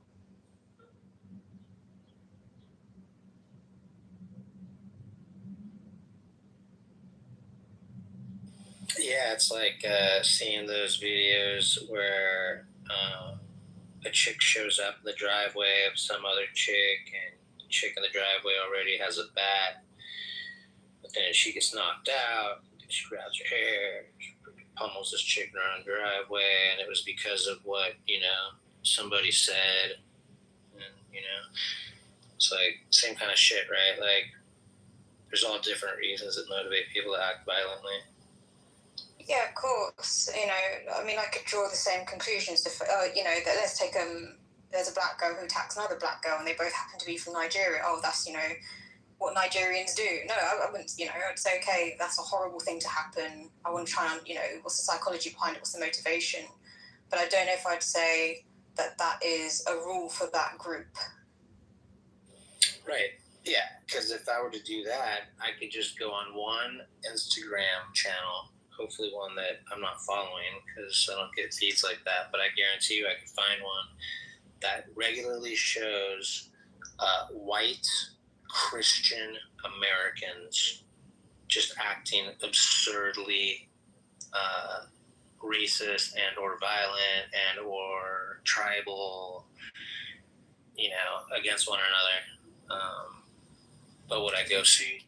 That's all of MAGA.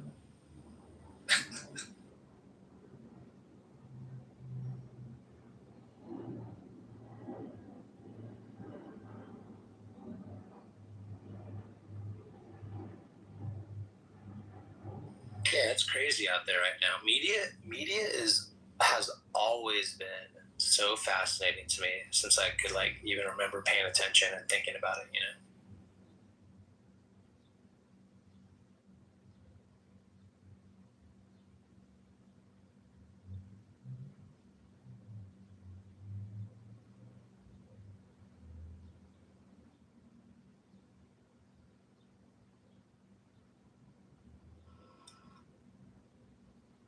Yeah, I agree, and that's why I think sometimes these religious conversations can get a bit stale. It's always a sense of one-upmanship, And I honestly think that when people do sort of conform to their religions in a peaceful way, most of those people are just ordinary, decent people. They don't wish harm on anyone. They just go about their lives. 90% of what you do is the same. You want to have a nice sense of home.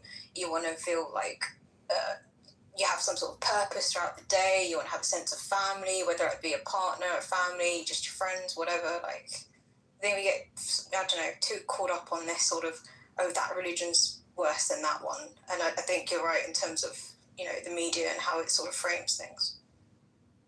See, that's the interesting phenomenon too, right? Because that's secularism, is having multiple denominations and creeds and colors, all that stuff, and then getting along, respecting each other's private beliefs and faiths, as long as they don't overlap too hardcore in, community, social policy, and or law.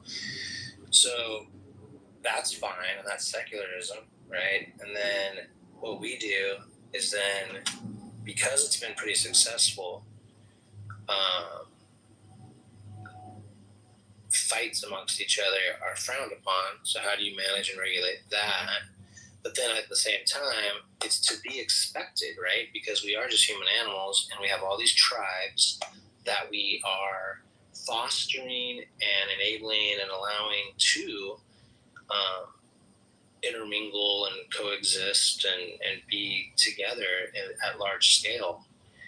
And then we tout, oh wow, how wonderful is it that we haven't had any disruptions or civil wars or anything too harsh happen. It's weird. I mean, I'm just kind of talking off the fly here, but it just trips me out. It's always a balance, right? Yeah, and I think the shifting social context also has an impact on what you see as a tribe, right? So before, I think it was much more literal. It'd be on your geography and on the colour of your skin. But that's not allowed anymore. That's a very ugly thing to do. Generally speaking, it's frowned upon. So it has shifted, and now you're seeing it more with people's politics. I mean, I think that's always been there, but it's definitely come to the forefront where people will feel so strongly they'll cut people off. I don't think they were quite so strong before.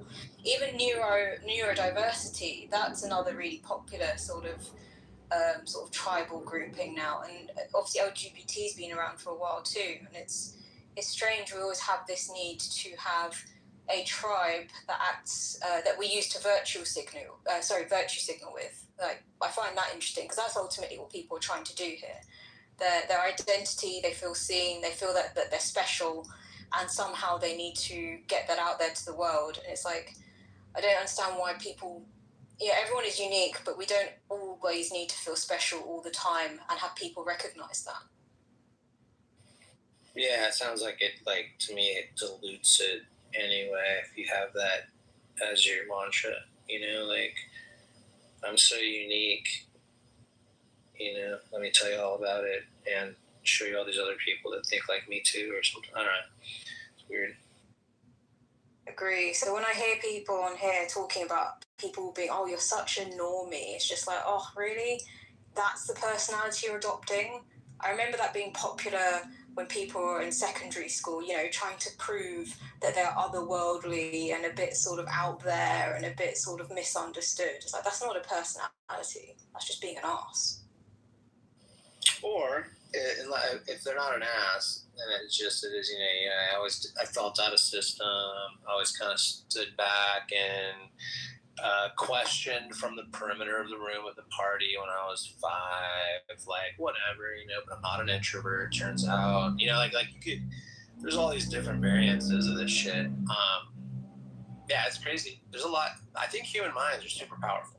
I'm always like, and they're so powerful that it scares me. Talking about fear-based, when I see what's going on in politics in the world right now, and I guess I'm just new to paying attention this much because a lot of people seem to just kind of be lax about it and just kind of shrug and go, oh, you know, the world is how it is, and just history repeating itself and stuff. But I'm like, I don't know, it's been stressing me out a little bit.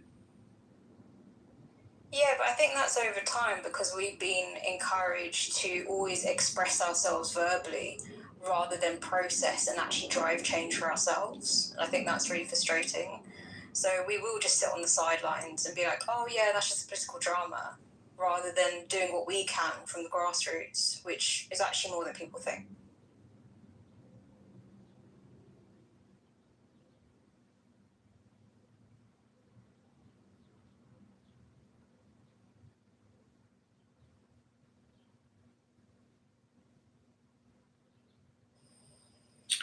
Yeah, there's always something you can do from where you are, I guess. You know, unless you're shackled or confined on a flat concrete surface, a bunch of right angles are on you. Well.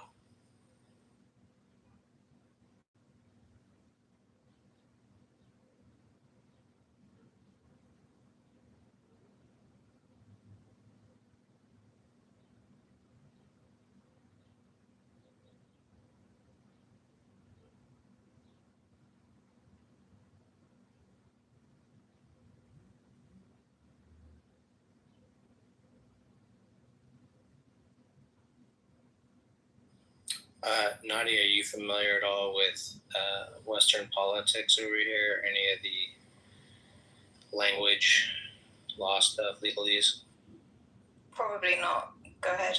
Just like the policy. So, interestingly, Israel's level of like threat based on our own, you know, whatever system we use is like threat levels. Say it's like, you know, green, yellow, orange, red, or whatever. It just increased like within the last couple of months, and then or a few maybe. And at the same time, we're also processing this NDAA Section 219. It used to be Section 224, which blends Israel's military with the United States military on multiple levels: intelligence sharing, weapons building, contracting, access, distribution, everything. So much shit. So those are two contradictory moves, in my opinion. And what it makes me suspect is that it was rushed, because I think they were going to do the 219, 224 thing. Originally it came out as 224, and then it shifted to 219 in the last few weeks, actually, which is strange to me as well.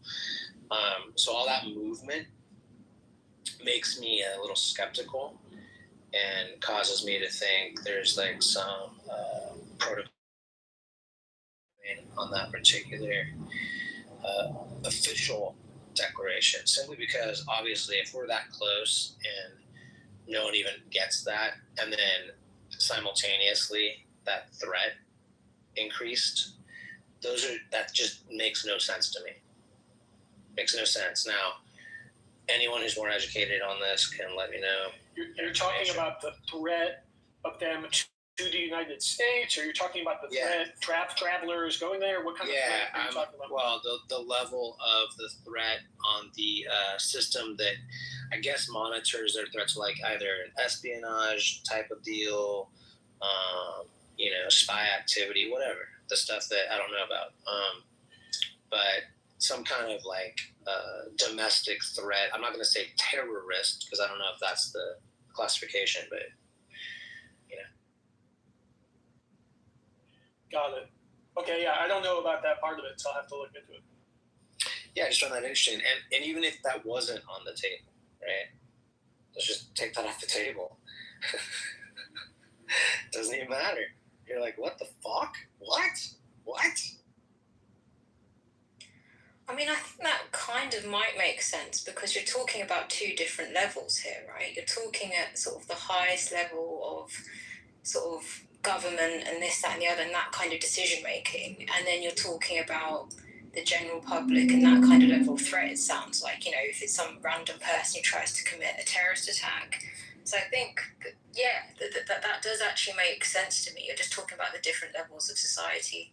Yeah, it may be that. You're right. It may be a different structural, you know, application because it's talking about populace or citizenry or something versus, you know, national security or something. Like in that sense, that's like the government buildings or our fighters or our thinkers or something. Because, I mean, I can't speak for the US, but in my space, I see that all the time. So behind closed doors in the national security space, it's a very different picture to what the public will see in terms of a lot of outward policy. Obviously, in this case, you've got two policies that are sort of more publicised. I don't actually know how much attention people are paying on sort of to these things on your side of the world, but I tend to find the UK quite often things do get missed, you know. And it's only when you're sort of working in these spaces that you see sort of the different signals that are sent out, which on the surface do appear contradictory, but there's actually a system to them. Oh, for sure.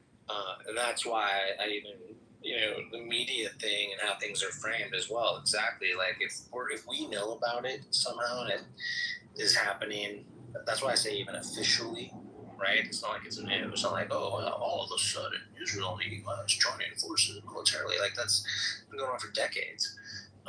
It's just like official and being publicized, so we're desensitized. That's fine, you know, just acknowledging it. I don't know what it means. I'm sure it all lines up. Makes sense. I mean, if you just look around, I could always just say on any given day, hey, it worked. Look, it worked. Look. Yeah, I agree with that. There is a lot of justifying why it's worked or why actually we knew it wasn't going to work or how actually this is still progress and this is the way it had to be. It's not too dissimilar to some of the religious talks you've had, actually.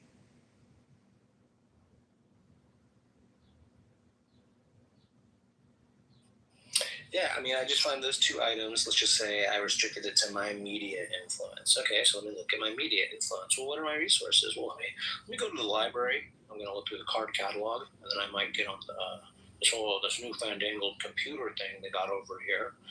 Not very good on these fancy machines.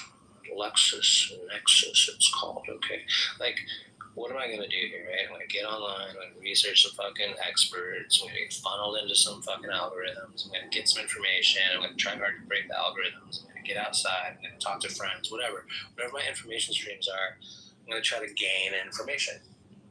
So it just amazes me, like, a lot of this right now, I'm like, I'm not working too hard, and it is factual. It's not like it's all the facts, but the things that I'm like honing in on that I think are of concern are happening. Like it's just like fucking factual. It's crazy. And even that process though of researching a topic, whatever, like if you there's a balance between looking at the whole system and trying to pinpoint an issue. And I tend to find people fall more on the side where they overly pinpoint an issue and then they're actually missing what the driving forces are because they're trying to isolate this one phenomena that's happening. But when you try and then sort of plug it back into the system, it can be so difficult to disentangle what's actually going on. It's a minefield. Yeah, that's why I'm very open to never claiming expertise, nor being all the way in on any, you know, hardcore belief track, except for certain things, obviously, that I will say, hey, based on what we know as humans and our, you know, sense perception and how we catalog things, it's a fucking fact, right? I'm fine saying things are for real, you know? But yeah, I don't think we know shit, ultimately. Yeah, I agree. I think as well, like, I think we're overly confident that we're aware of these biases as well. And so, oh, great, we've got these tools to speed up the information gathering for us. That was always the problem. We just couldn't gather enough information. It's like, no. The problem was never that you couldn't gather enough information. The problem was that you couldn't extract the most value even out of the information you had because you didn't really know or define what you wanted to use it for. I think that's ultimately most people's problem. Like the thing they think they want to use it for, that they don't. They actually want to use it for something else. Yeah, I have to say, hearing you say that a couple times the last couple weeks, I've actually latched onto that, kind of given that some consideration on my own, Interesting. Because I'm so profound and deep, you know what I mean? Of course. Yeah, and I'm always trying to prove myself. But no, it has. It's like I've thought of that concept and have it obviously apply to me because I'm self-centered and I'm an egomaniac.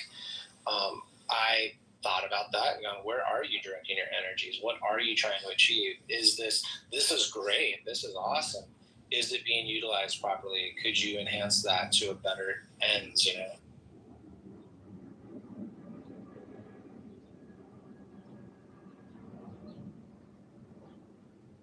Yeah, it comes back to what we were saying before. Hey, Erica. Sorry, coming. I just wanted to give my thoughts about I've been working in creation energy for the last 6 weeks, like fully bringing it in, watching our mind as like a sparkler, right? And every thought is powered by the momentum that it is given, right? Okay, I need you in my life. Can you do energy on my crotch area? Well, I can teach you how to do that yourself. That's how it is. Anyway, when we have to kind of train the mind to unthink or untrain the thinking mind, right? Because every thought is such a powerful force. The more we direct our thoughts, the more we're living from that energy of creation. So I'll just land.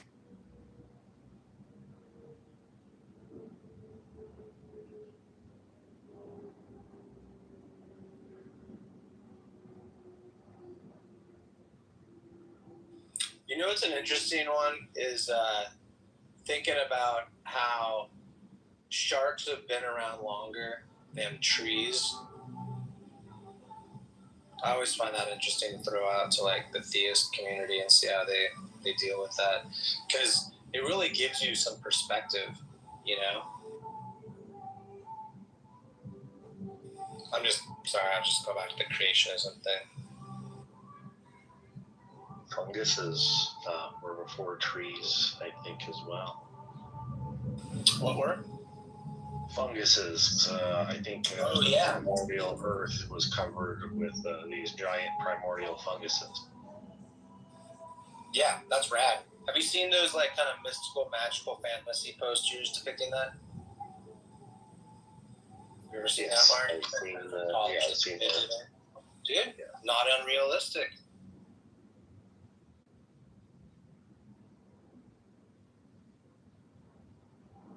Speaking of evolution and abiogenesis, there was actually a really interesting development last year in abiogenesis where forever they were saying that one of the steps they thought was the meteor impact because they knew that the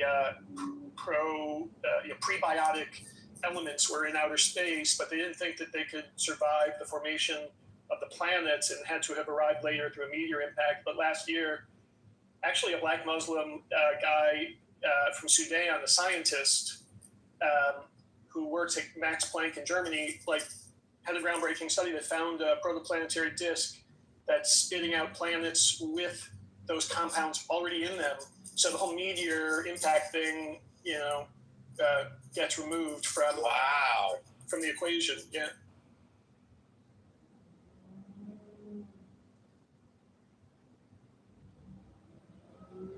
Can you, dude? I hate to be a fucking pain in the ass. Can you repeat part of that? Because I'd like go away from my phone. I'll put the link. But last year, so there's this guy. I'm actually friends with him, the scientist guy on LinkedIn. He's I forget his name, Akbar or something. But he's at Max Planck in Germany, and last year, using new sensors and stuff, he made a very important discovery, which is that he found a protoplanetary disk, which we already knew about, right? That these things exist that spit out planets. But he found one that was spitting out planets with the prebiotic compounds, the building blocks of life, already in the planet. And for all the way up until that point, the leading scientist, the scientific consensus was that those compounds could not have survived what the protoplanetary disks do, and they had to have arrived later through a meteor impact. They could not have survived like the fiery formation process. But now it was shown that it is actually happening right now. There's a protoplanetary disk that's spitting out planets with those compounds in it right now that he found with the new sensor. I'll put a link in the chat. I have to find the study. That's crazy. That is freaking like that, like just like that. Boom. Then you have to shift. Well, because abiogenesis is like this whole sequence of events, right? And some of which we have really good ideas about, and others we don't, right? I think that's a fair analysis of it. But anytime that it can become more radically simplified like that, it's a great step for sure.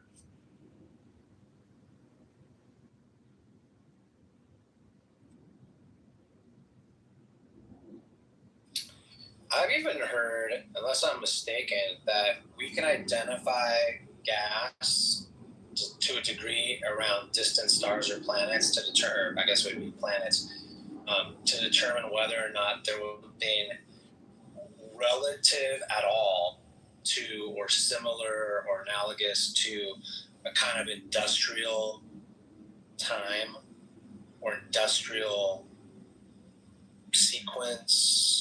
Yeah, a lot of what they do is sense for like emissions, basically. Is that what you're saying? Like a lot of what this... Yeah, without trying to say like humans would produce on planet Earth, because I don't know what level it is, but it's something like that. There's some truth to that. Well, all I'm saying is that there's truth to the fact that that's one of the methods is to look for signatures, like to assume that the life there might be like the life here, which is a big assumption, right? And to look for the similar types of emissions, basically. That's all I'm agreeing with. Which could be just from that point of view, like not even anything that they've constructed, or talking. It would identify places in the universe for them to try to dig in further. I think that's the idea. Yeah, and so far they haven't come up with anything positive in that regard. Right. Yeah, that's fascinating to me. Like we're to that level that if it came up on the scanners, you can start playing your bets higher on there being some kind of like animal type thing, or at least something that could I guess produce an off gas from production or transportation or some kind of industry, or what? Like, what are we even talking here? See, that's what trips me out about it. Yeah, I don't know, but at least there is something to it. I just remember hearing something, I didn't know much about it, so. Okay, so I put the link. This is not the study, but I'm guessing that this link probably has the actual study, but this is more of a summary of it from Max Planck, like from the Scientific Institute. So this is what I'm talking about.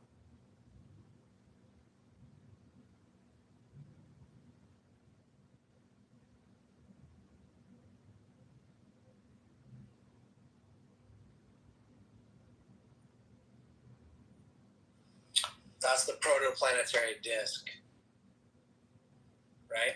Yeah. Like we already knew that planets are formed by these disks that are around young stars, basically, and that's how planets are formed in the universe. So that's been understood for a long time, but the advancement was a new type of sensor allowed this guy to actually find one to kind of disprove a previous theory. The previous theory was that there's no way that what those protoplanetary disks do, it's so hot, that process, that these prebiotic compounds couldn't survive that.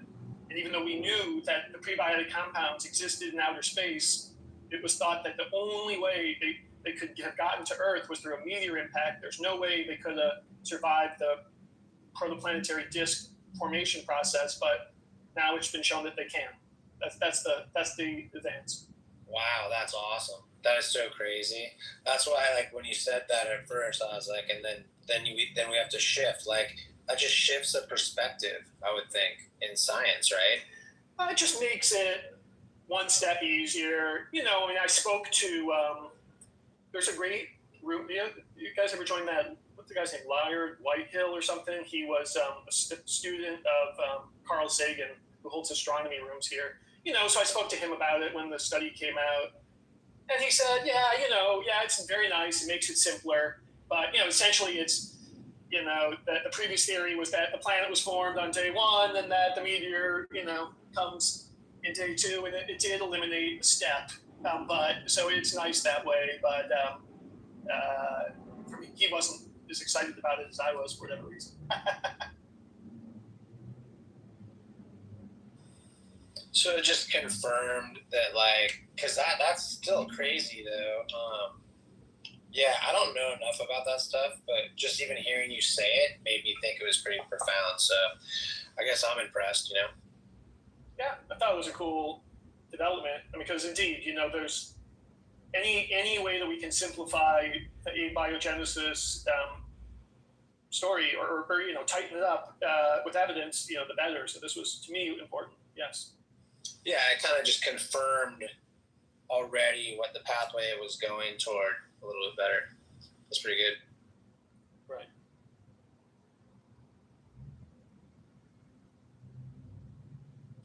What about even just the formation of, like, the moon on Earth or a moon on a planet? Are there different types of formations that can occur? That's a good question, and I don't know about moon formation, how moons are created. But I really recommend this guy, Whitehall. He's very old, but he opens rooms kind of late at night, East Coast, U.S. And like I said, he was like a PhD. Carl Sagan was his PhD advisor. And he's a really good guy. Yeah, Dr. Laird. Yeah. He's an actual physicist, though. He's not an origins of life research. True, absolutely.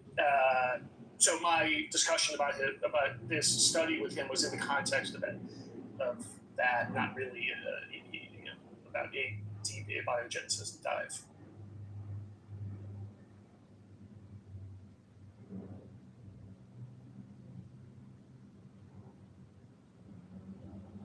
That's funny. I don't know, like last week or whatever, I was hanging out in his room, and I asked him, like, his rooms are always titled, like, ask Dr. Laird your quote stupid astronomy question or whatever.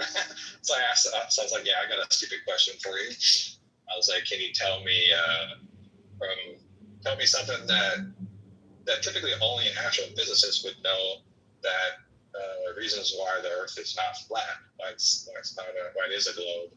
And then some people that I know came in the room, some flat earthers. Brandon came in, and they had like a little chit chat about it, which was kind of.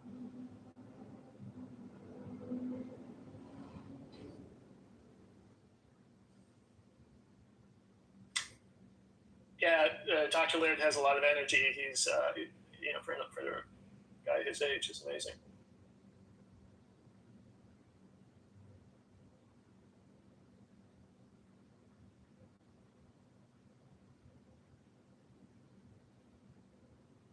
Basically, Dr. Laird was asking Brandon, okay, the sun, when the sun sets, where does the sun go?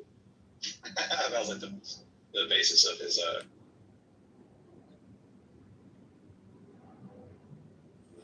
Well, I mean, it's kind of the position that they have complaints about consensus in science, yet can't necessarily provide any facts about the flat.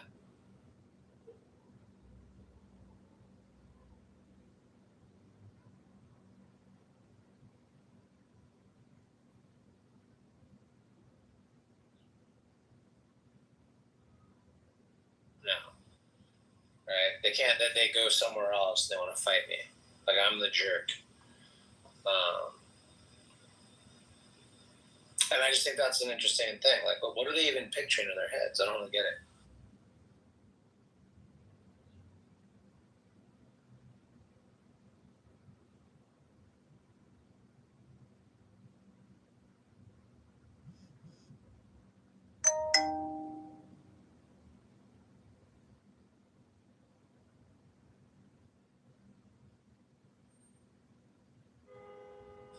Elliot, how long have you been a creationist?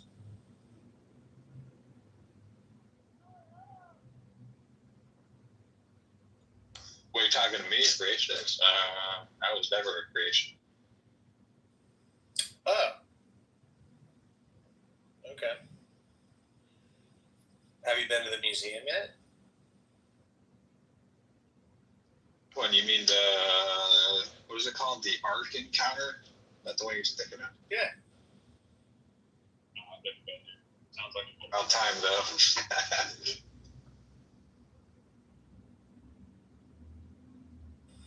You might find yourself pleasantly surprised.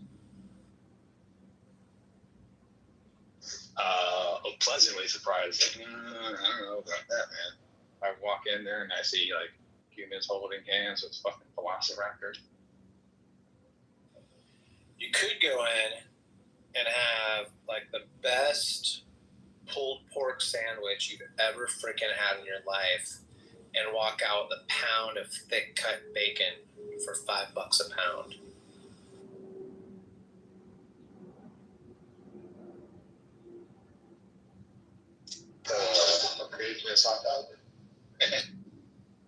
I'd be pleasantly surprised if that were the case, but I doubt that's going to happen. I don't know, man. I don't get it. That's a lot of money, and it seems irresponsible. It just seems like it keeps things goopy.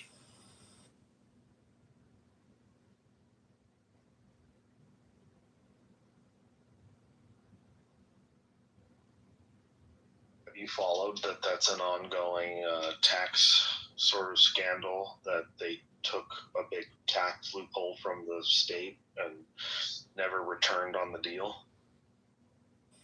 Oh, really? Wow. Well, I mean, I don't know what it's. What's his name? Ken Ham? Is that the guy? That's the guy, right? Ken Ham's thing. Yeah, I don't know. just follow Hemet Netta and some of these other, atheists or whatever. They've covered this. It's insane. It's absolutely insane. What they agreed was that they got some tax loophole to pay for this land that they got all this on. They said, yeah, they're going to make all this money. They hyped it all up. They're going to make a windfall. And like year one, they were already like 50% like at the projected amount, and then year after year after year consecutively have been diminishing returns. It's crazy. Yeah, and I mean, some people, like, it's just, what's weird to me is, like, even in movies and TV shows forever, since I was a little kid, I've seen people make fun of Christianity, right? Like, it's been, like, the butt of jokes forever, which is just so amazing to me. And then you grow up and you're an adult, and then you look at everything and you're like, what the fuck? Like, how does this even get this far, right? Because it sounds like they just did what they wanted to do. They built this dumb thing. They're miseducating people. They're taking advantage of people, pushing their dumb agenda that's based on LARP and fiction. And then they hit a wall, I'm like, damn, it's a fucking weird story.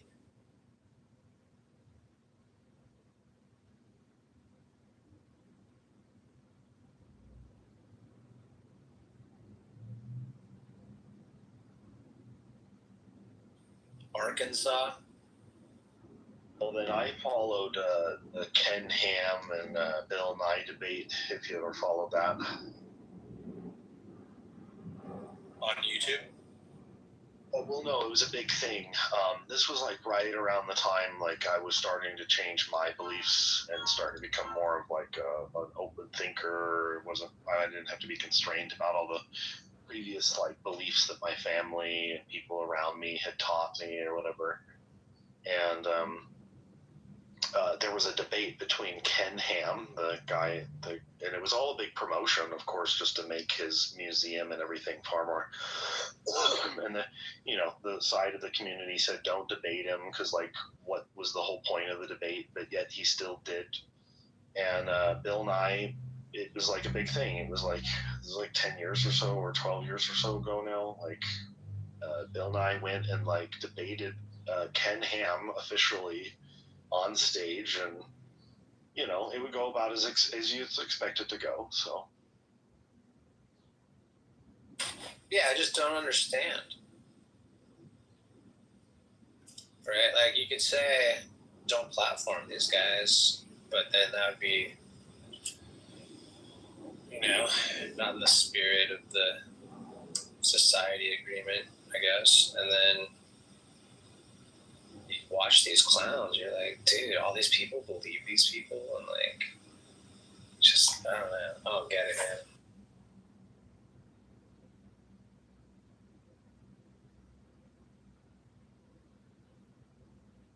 At least, TPUSA has been getting exposed and kind of shut down just for it being itself. And that's interesting to me, that whole phenomenon. That's a whole, I don't know if you know anything about that. No, just tell me, I guess. Well, that's the like Charlie Kirk, Erica Kirk organization that has been trying to get, I think it goes into high schools. I know it's colleges. It's young, it's youth and teens to young adults is kind of their main focus.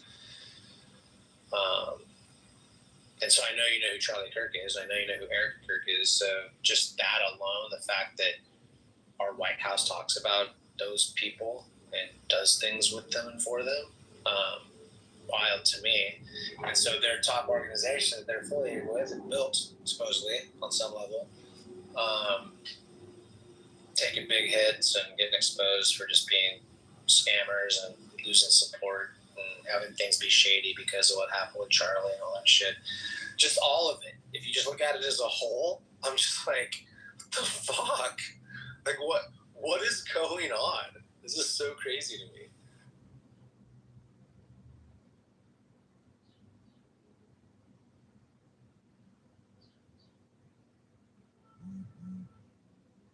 And then, do you know who Dennis Prager is? Yeah, PragerU or whatever, yeah. Did you ever see him debate, like, Hitch? Yeah, I've seen him several times. Yeah, I know of a few of these guys, yeah. Mm-hmm. Yeah, so see, you have more of a scope of understanding of how Dennis Prager rolls than a lot of people would if they just crossed PragerU and saw some video that does not feature Dennis Prager at all, and it's just like some, goofy model-esque Mervin's Christian guy or something,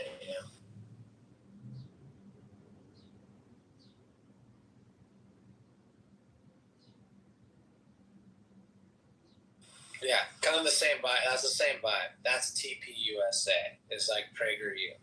Same kind of shit. Well, there are all these crazy Christian nationalists that are running things, so. Do you believe that to be the case? Yeah, a variety of people who are in power that were just waiting, who are now, in the White House, yeah. Do you believe that Pete Hegseth is a Christian nationalist? To some degree or another, yeah. Mm-hmm. Do you believe that Michael Johnson, Speaker of the House, is a Christian nationalist? I don't know about that one. I don't know. He's part of the purity ball phenomenon with fathers and daughters. So if that's an indicator, checks out or whatever, right? So yeah, it checks out, dude. Like all it. I mean, he just like it's really interesting, man, watching this. And I agree with you. I mean, obviously, I'm playing devil's advocate right now, but yeah, I want to know if I'm talking out my asshole or not, you know. And I don't know.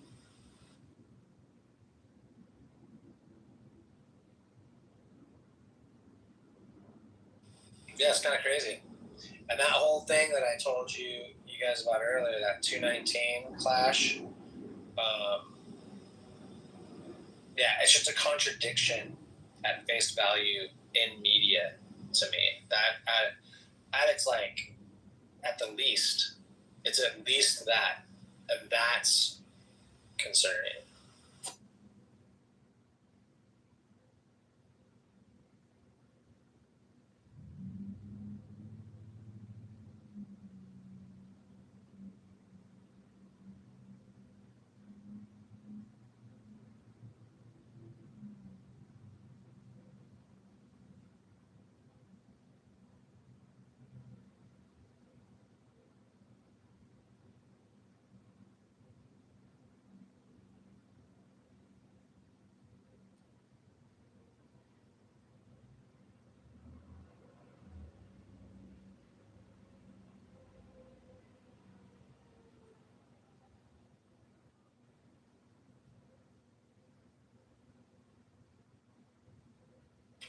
Do you know anything about how many times mammals have been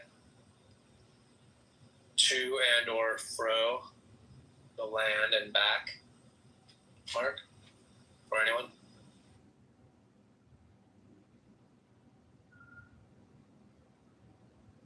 I just know whales are a mammal. They're like a land. They were an animal that were on the land at one time.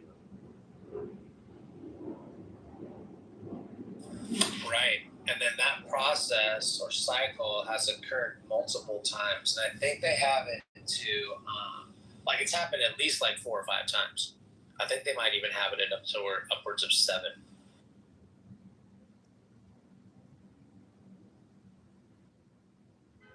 If I'm not mistaken, I'm going off of memory. I could be fucked in the head. Delusional. But if that is the case, I think that's like these are the things that I trip out on, Mark. That's why I say it's kind of weird just thinking about sharks and trees, thinking about, you know, just the shit that's been going on here for timescapes that we can't even fucking fathom, bro.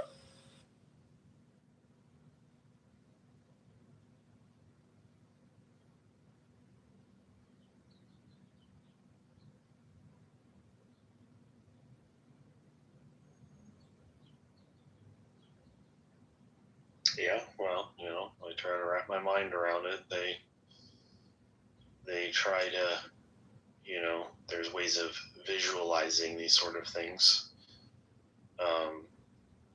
Lately, you know, when I'm trying to think about like square footage of a house or something like that, I have to ask like how to visualize that in some way.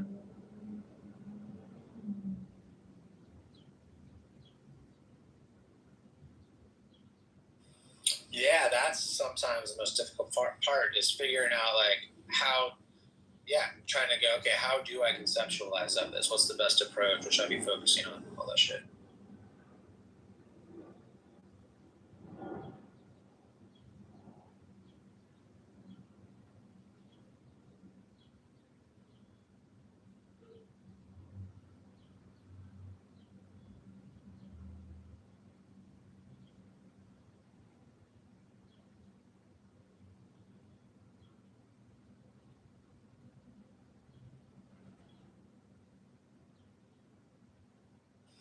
Mark, do you know who Linda Carter is?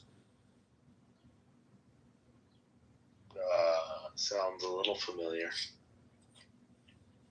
From the original televised Wonder Woman, Nicholas. like 1970 something.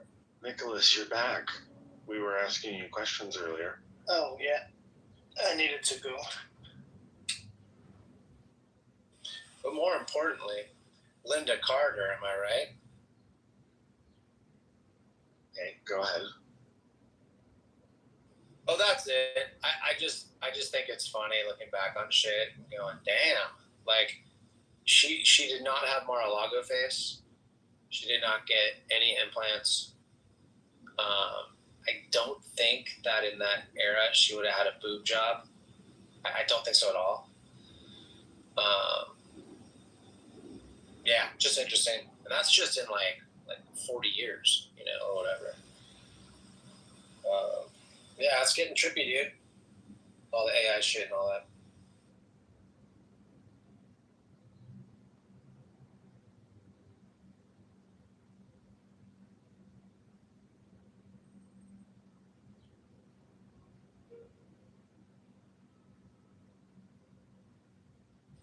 Nicholas, you still there? Yeah, I'm still here. Nice. So did you when you left and everything, did you rethink your life and consider becoming an atheist today? No, I was boxing with my wife. You were what? Boxing? Yeah. Oh, nice. You guys train together? Yeah. Sweet. Were you guys just light sparring, kind of tapping and stuff? No, I was just holding pads for her. Oh, cool. Right on. Nice, dude. So with regards to the God thing, what was the convincing? Is there anything you could share that you think would be convincing to us, or is it just personal? I mean, I don't necessarily think anything would convince you guys. Oh, that's interesting because. But that would just be an assumption, right?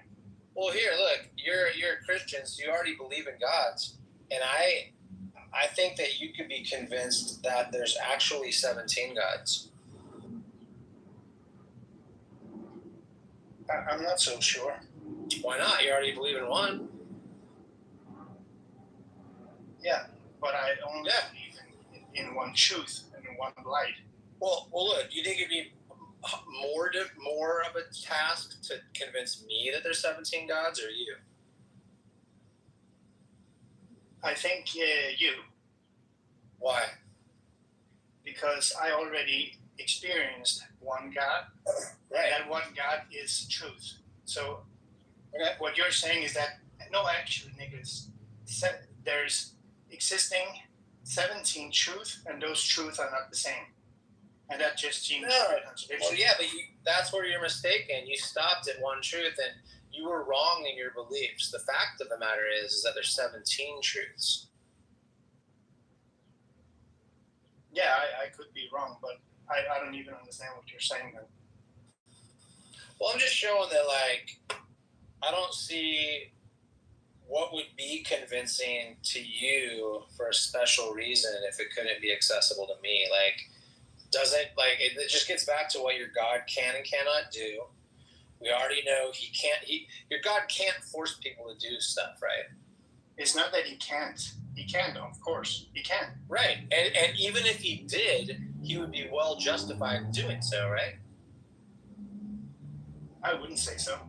Why not? You're telling me that your God... Go ahead. I'm sorry. Yeah. Yeah, so the reason is if God claims to be love, and love exhausts every other option before turning away, and I would say love doesn't even turn away. Love never turns away, but it will not force anyone into being in communion with it. Right. Okay. So it's not so much about forcing. It's more about choice than it is about force. Yeah, we know. Because God's ultimate choice was, for example, whatever comes out of me is my nature in some way. So yeah, we agree. I agree with you. So my characteristics is what is coming out of me. Yep. So if God is what he claims to be and what I experienced, love, absolute love, I cannot see that God could be forcing anyone. It's not that I know. do it. Yeah, God doesn't force people to do it's stuff. It's just a weird question based on my belief about God. Well, look. I'm just saying, like, it's not. You already agree that God can force people if he wants to, right? Yeah, but I would frame the question differently. But what? No. There is no question. There's no question. There's no debate. God can force people if he wants to, right? I'm kind of torn on that one. I don't see how you could be, because earlier you seemed to say that, and now it sounds like you just don't like how it sounds. Yeah, I don't like how it sounds, and therefore I change it. But why? Why don't you like how it sounds?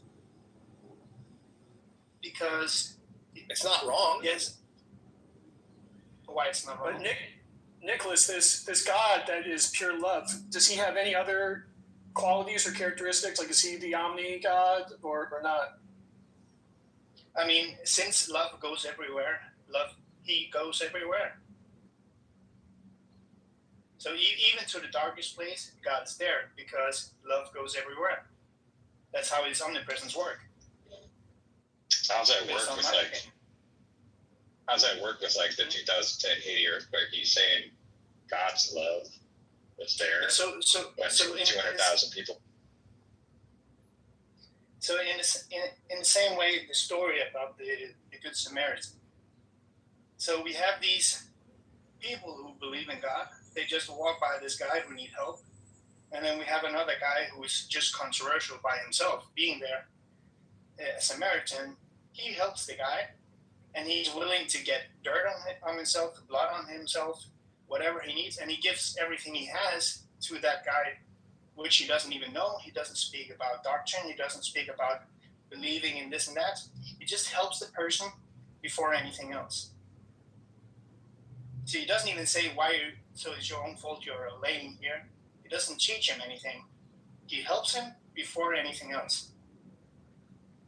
And I think that kind of love transforms people more than just helping, than just speaking to people, like motivating people to do something different. I think love transforms more than anything else. This is part of kind of like the assessment we were doing earlier, and Elliot was leading the dissertation. He had some studies that we were going over with regard to the psychology of Christianity. I think that's when you weren't, like, you were gone for a while. We thought you were there, and you were just unmute. But it's this falls in line with what that study was showing. It's interesting.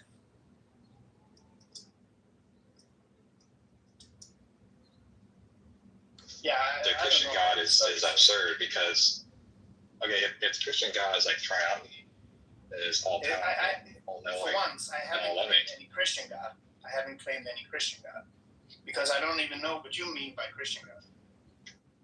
I just mean triomni God. Yeah, but triune God doesn't mean anything if you don't. No, I didn't say triune. I said are you a Christian triomni. Not triune. Triomni. Yeah, but triomni doesn't mean shit. It does mean something. It means God is all powerful, all knowing, and all loving, or perfectly good. Yeah, but how do you come up with that concept? Why is that? That's what the Christian God is. Classical theist. So based on your interpretation about what a Christian is, he has to believe in those three. Well, is that not I just have to believe that God is love. No, I just say that. Is your God Yahweh? Yes. But the Bible, right? Yeah, but again, the Bible? Yahweh is a name. Wait, hold on. Anybody's Is your God the one in the Torah? Is that your God? Yeah. So my God is the one. Okay, hold on, really quick. I just have one follow-up question. It's really quick. I just want to make sure I'm talking about the same God. So so is your God jealous? My God is the one Jesus revealed on the cross. Is it jealous? So the best revelation we have about God is Jesus. Is your God jealous on the cross. Yeah, is he jealous? So you don't know. So you don't know if he's jealous. I know exactly what you mean. Well, then Because just you're answer the pointing to a question. reference in the Old Testament.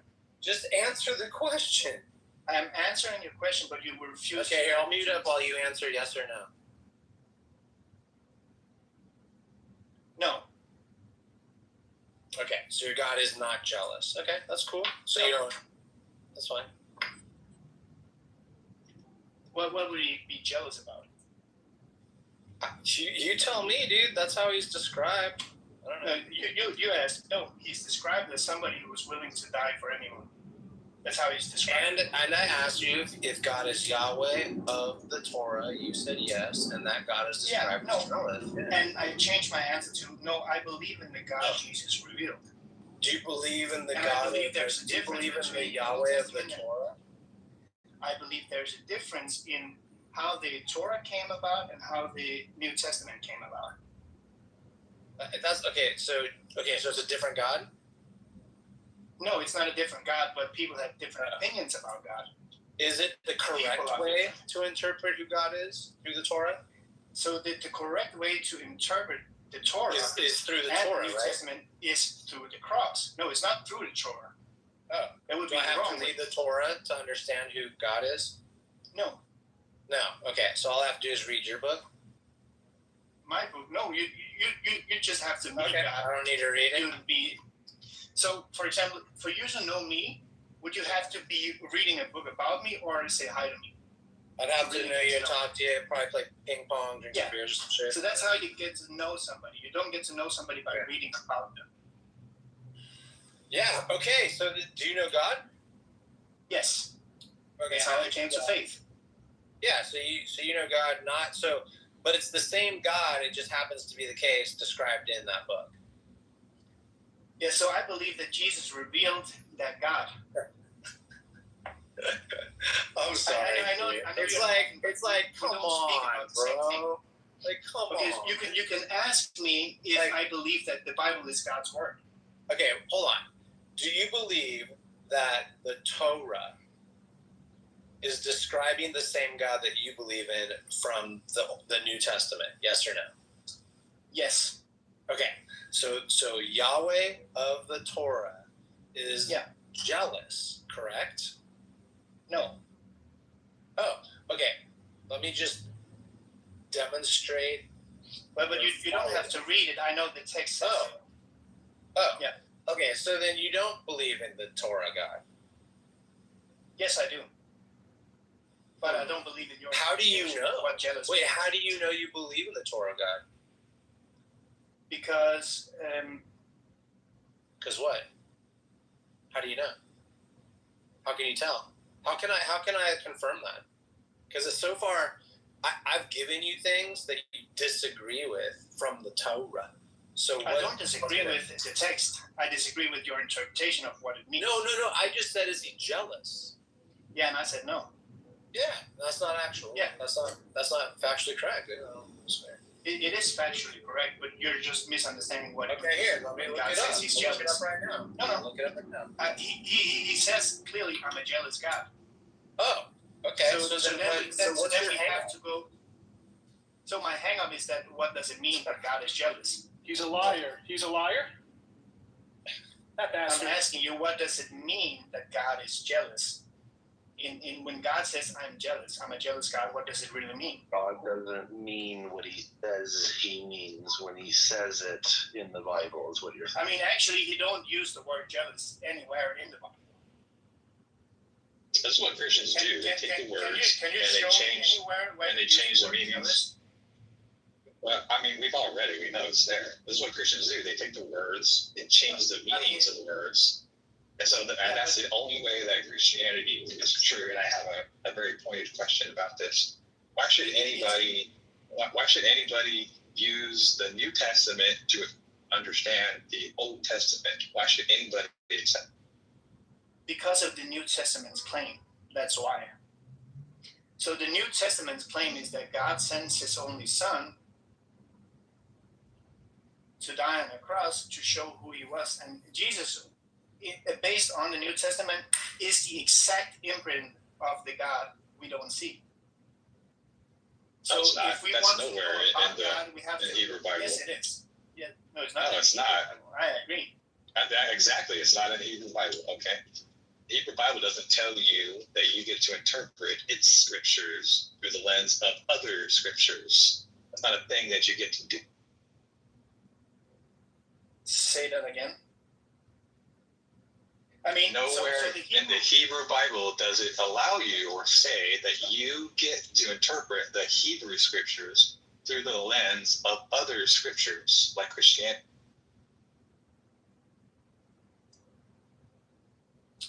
Yeah, I know you're saying that.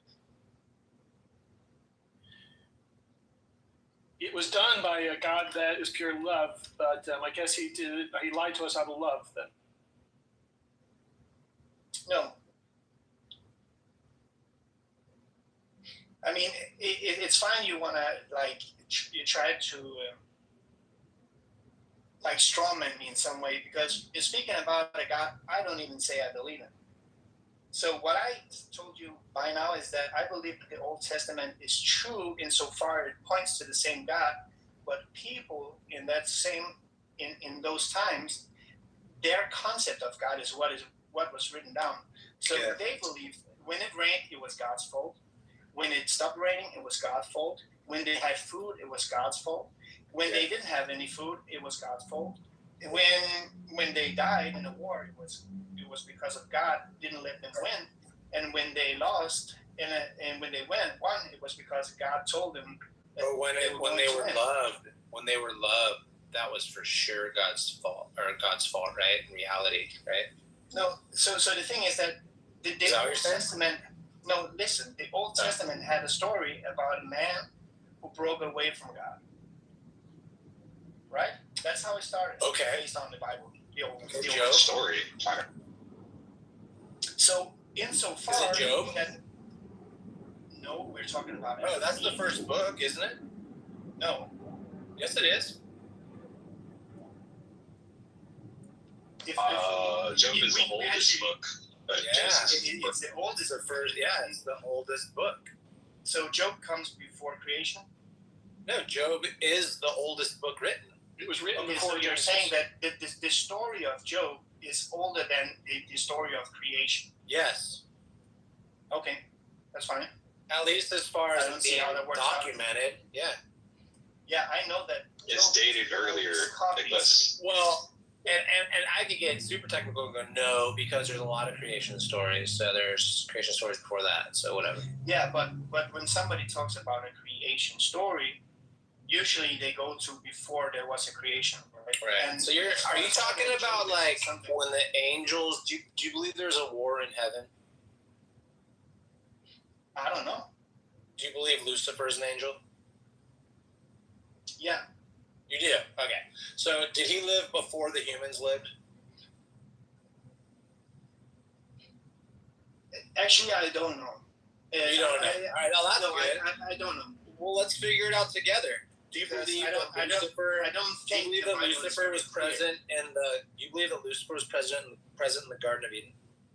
I don't know. It doesn't say so. You don't know. Okay. All right, that's fair. So what I do believe is that man turned away from God by not putting by putting trust in somebody else than God, and therefore they were. When was that? Shame in the garden. Oh, okay. All right. So he is going to tell us some stuff. Okay. So what? But that never happened. There never was. There's no Adam. There's no Eve. Okay, that's not how species arise. Species arise as a population over time. As a population, species don't arise from a single mating pair. That's false, Nicholas. The other thing too is when you say like, and this is probably no. I have a way more impactful thing to say right now. I don't believe in it. Okay, well then, why talk about Adam and Eve at all? Because I think. Then we both agree that it's false. Yeah, it's a story, but it's not true. Yeah. The other thing I was going to say though, I wanted to say, Nicholas, just hold on a second, dude. The other thing that I wanted to say, and this is probably the thing that I hate the most about organized religion. Okay, organized religion like Christianity and Islam, and to a lesser extent Judaism, but in particular, Christianity teaches you, it trains you, the Christian, to doubt yourself, to not trust yourself, to not believe in yourself, to think that you are less than, you are a sinner, you are weak, you are nothing, you are a fucking ant to be squashed. You are not deserving, you are not worthy, you are not valuable. That's what Christianity teaches you, Nicholas, and that is a vile and pernicious. If that's your understanding of Christianity, I cannot take it away from you, but that's not how I see it. So again, okay, well you're not disagreeing. Christianity. I didn't. Christianity. So again, you're okay. So let's just get back to the Garden of Eden. You believe that is symbolic? It's just symbolic, right? So the reason why I went to the creation story is because he talked about John, the oldest book. Yeah, but all you gotta do and is then say, yeah, it's symbolic, and then explain. Oh my goodness. I mean, it's fine if you don't want to understand. Yeah, it's fine if you don't want to answer the question asked. So what was the question asked? Do you believe, yes or no, that the story of the Garden of Eden with Adam and Eve and the serpent and all this stuff is symbolic? Yes, I believe it's symbolic, yes. Yeah, it's not factual, right? It is factual insofar it points to something real about human beings. Yeah, that's fine, but it's still symbolic and metaphorical. Yeah, but again, it's like my own experience with God. It's something that's very hard to explain with words. I understand that. A story is something that's very good to explain things so people can feel and understand it. Even kids could understand that, right? Yeah. Of course. And it's funny because I never read the story when I was younger, but I still could like the outline of the story, right? But that's because it's a powerful story because it has weird things, so you remember it. And I think that's how the brain works.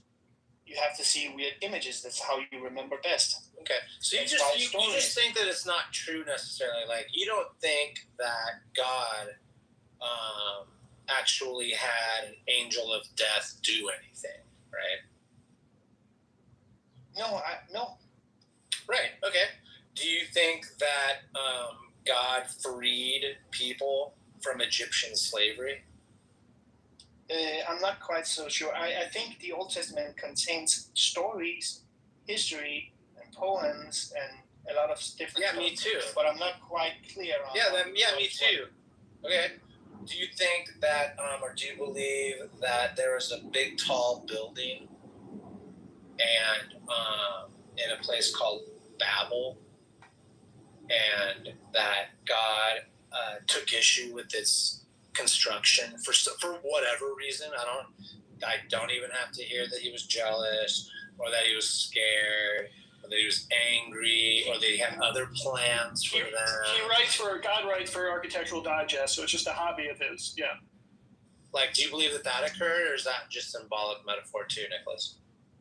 I don't know. That's what I said before. Okay. I don't know which parts are history or which part is actually symbolic stories that points to a deeper spiritual truth. Okay. About so yours is like, you're kind of more like one of those, like you truly are a cafe Christian. Like you don't even really like believe it to be true. Yeah. So here's where it's different. I don't need the stories to be actual truth. I need the stories to be true insofar it points to who God is. So Jesus is the one coming in history and revealing God as the one who is willing to die for somebody else. So he's the highest form of love is when you're ready to give yourself for somebody else. Wait, you hold love on, even though they hate you. Really quick there. So that's why I say you have to read it in the light of who Jesus was. Yeah. Was he kind of like a blood sacrifice? Was he like a blood sacrifice? Yeah. I mean, the life is in the blood. Was he like a blood sacrifice? I don't know what it means when you say that. Oh, interesting. Yeah. See, I feel like you're not passing the test. I don't think you're a Christian at all, dude. I would just drop the Christianity part. Okay, fine. I don't care.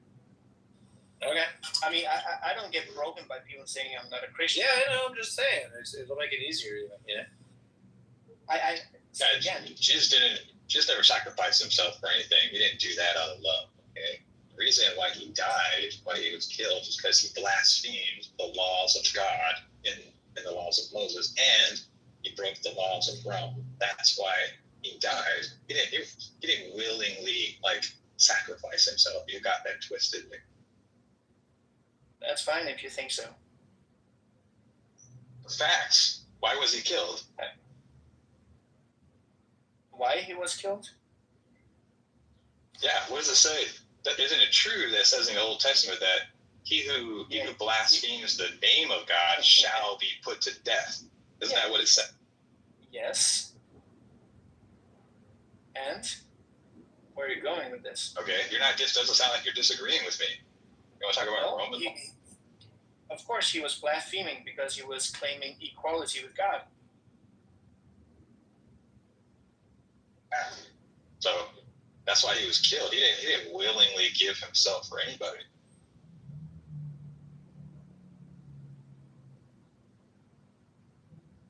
I mean, let's just stay with the fact that he died, right? And at least the stories say as this: he willingly died. On the cross, he said to everybody, "Forgive them, for they do not know what they're doing." He didn't rebuke anyone. He took it like a man, right? That's as far as we know, based on the text. No, he didn't. I'm sure. When Pilate asked him who he's the king of, and he pussied out. Instead of doing what's written in the Messianic prophecy, is that the Messiah will be a king who will rule over Israel. He didn't say that. He pussied out and said, "Oh, my kingdom is not of this world." He was a coward. Yeah, but he also says that the kingdom has come. It was one of the first things he said when he came here. Yeah, what does that mean? So what? Yeah, so when the kingdom comes, it means that the king's presence is near. Thy will be done. Is that what comes next? No, that's not what I'm saying. That's not what I'm talking about. In heaven. You know that one? Yeah, why are you saying that? Give us this day our daily bread. Oh, I don't know. Do you think there's a kingdom? Of course there's a kingdom. There's a kingdom of light and there's a kingdom of darkness. Is there a big chair? I don't know. Is there a throne? I mean, it's a good picture of showing how it looks. Is there a throne? It could be. Why? Why would you think that would be the case? Because based on my experience, I felt something that was more real than this. Like a throne, and you felt what? Like you were sitting in a throne? I didn't feel like a throne. Oh. So first of all, you haven't heard my story. That's fine. Well, have you heard my story? No, but I would like to. Would you? So I had a vision. It was very powerful. It was just within the last 3-4 years that God of the Bible is a farce and a scam perpetrated on a lot of people's psychology over decades and centuries. Mm-hmm. Isn't that wild? I mean, that's fine. If it's true. Well, it is true, because you want me to tell you my argument?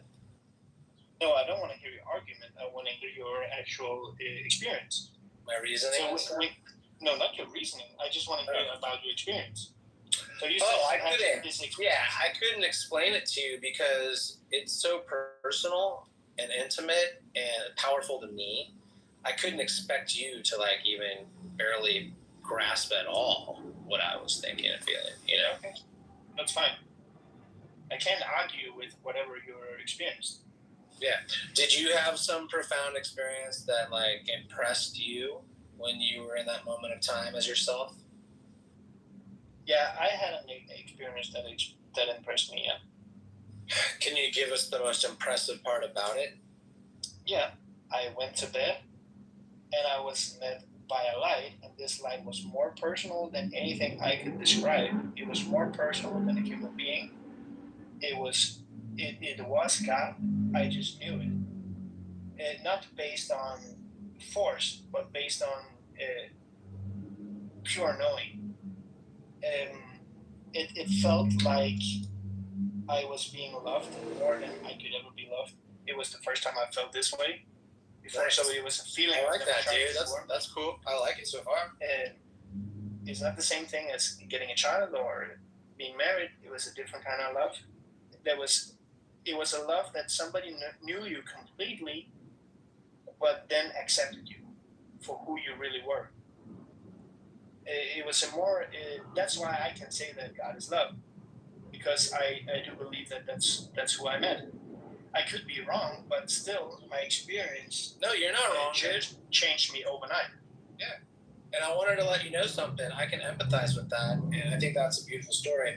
Because, like I was saying earlier, you know how I was positing that there's actually 17 truths? Well, part of that truth is that was me, dude. That light that you felt, that was me. Because I'm managed by the 17 beings. Yeah, so that's fine. But what I do believe is that there's one absolute truth, and that is that this light.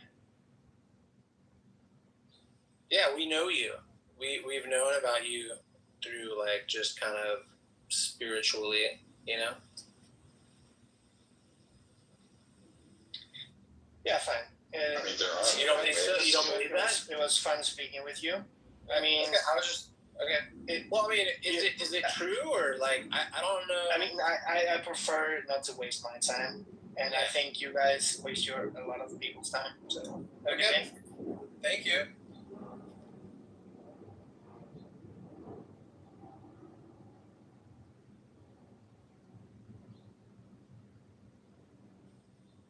Crazy.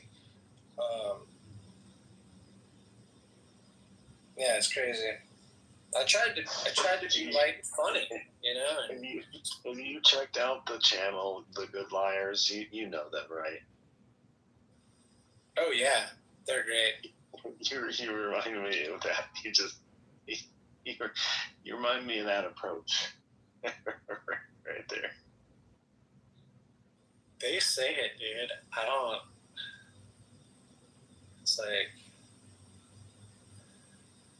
I just don't get it. I guess that's why I say it's arrogant, because of course I'm being arrogant by like being confident in my position and exploiting someone. But if I'm like, I don't want to like say, I don't want to be like incorrect, and I'm not making these weird claims about shit. It's almost like they can't just be like, yeah, for me, and it's like, yeah, I don't think it's really factual or and like just be more agreeable. It's almost like they always have to like it has to be so real and so special or so. I don't know. I don't really get it. I don't get it. I mean, it's just silly when the only thing that can when they default to I had an experience, and then they pretend as if there's no other way to figure out whether what they believe it is true or you could be a rational agent. You could use rationality. You could use reason and logic and facts and evidence and stuff like this to figure out what's true and what's not true. Instead, they just throw all that shit out the window and go, "Oh, I just had an experience." But if that's all there is, then like any random Joe Schmo can say, "I had an experience," that your experience is false, and what does that really do?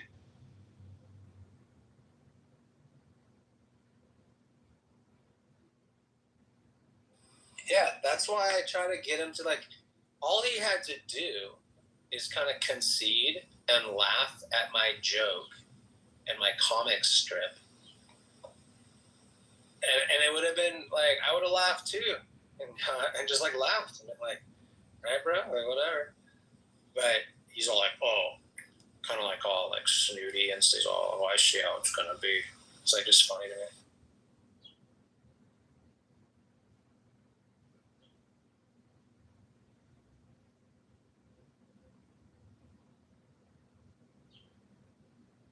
It's so serious. Like, it really trips me out. This is why I have a hard time believing him. I'm like, are you like serious? Like, this is real? Holy shit.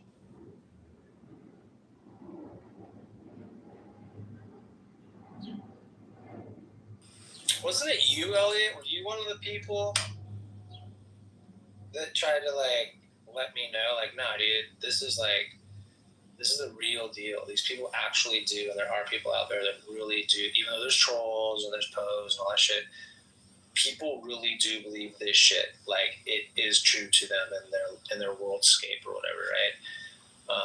Was that you who was like assuring me that people actually do believe this stuff? I might have said something like that. I wouldn't say that's true for all people that claim to be believers. Right. Some do. Figures, posers. Yeah, like the people we talk to on here, even if there are a bunch of actors and posers, right, or just jokers, or like guys that are like on the fence, you know, and it's kind of obvious, but they have to play a role, or whatever it is, different motivations. Overall, there are some people that you encounter here that actually really do believe this stuff for whatever reason it is. I mean, it's hard to know. I mean, you could. I suppose it's fair to like, you know, make inferences from what they say and how they behave and stuff like that. I suppose that's fair, but it is still kind of hard to figure out like who's the poser and who like genuinely believes that like God talks to them, and like, you know, this other person is a being of pure love, and they have like some deep special relationship with something that they can't even. Which is fine. Look, dude, I do. I can't even see my own guts, right? So whatever. I can't see my own brain. So there you go. I'll start there, and then outwardly, who fucking knows? Ants have a different world than I do. It's different perspectives, different, you know, different realities, different physics, all this shit. I think a big part of it is when Dennett says that most people think that believing in God is good, so they believe in belief rather than believing in God. They believe in the belief in God. They think that's the good thing, so they just, you know, and so that carries them some of the distance. I don't know exactly. Well, honestly, I'd have a lot more respect for them if they just came out and said, look, I find some utility in this and it works for me, kind of thing. You know? Yeah, that's always been my position, dude. If I can establish that out of the gate, which a lot of times I do, I even like, because, and I'll even preface it, because it can be a hard one to broach, right? Because you kind of almost got to say, hey, this could be the most insulting thing I say to you in this exchange. I don't believe that you really believe this stuff, right? And if you do, or if you want to just come clean and go, it works for my family, it helps us be better people in our community, it gives us some structure, calendars, we like the events, socializing, community, all the things, right? If they just came out and said it, I would have a lot more respect for them. But they won't just concede that it's mostly their opinion and their preference, and that it's not necessarily factually based.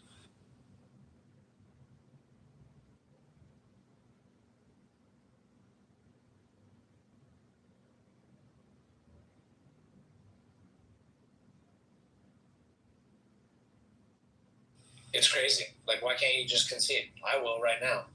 The stuff we talk about next about afterlives and heaven, gods, divine books or not, their geographical, you know, genesis, and other topics. These are my opinions. Are you willing to say the same? I'm not saying it's based in fact. I'm not an expert. Are we good on that? And if they don't agree to those terms, it's like,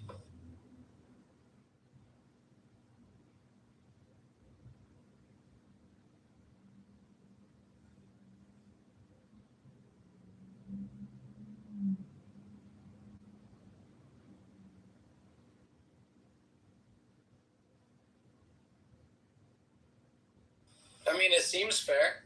You know, it's pretty general too. You know, there's nothing unreasonable about that.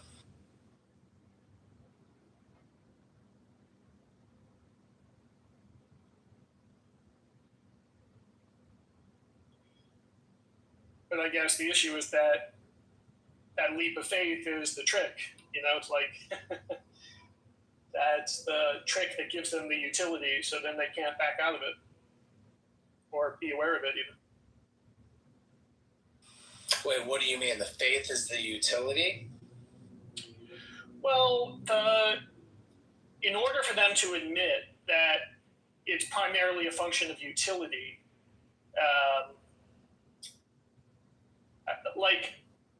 I guess what I'm saying is that the way that they get that utility is by having faith in the first place, right?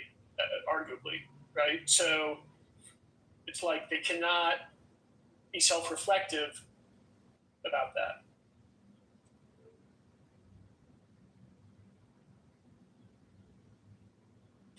Ah, yes. It's like self-fulfilling. Yeah. But that's why they can't just come out and say, I do it for utility. It's because the faith is like the thing that gives them those good feelings, basically. That they're calling this utility, that's the positive utility.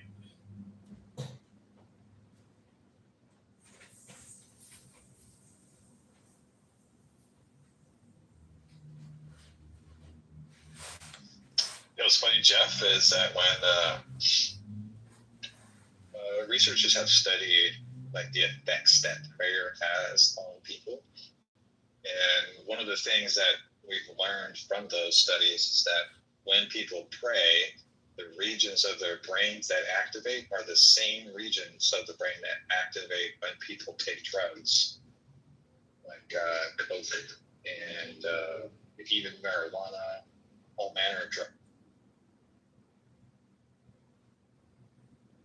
Right. Yeah, I've heard that.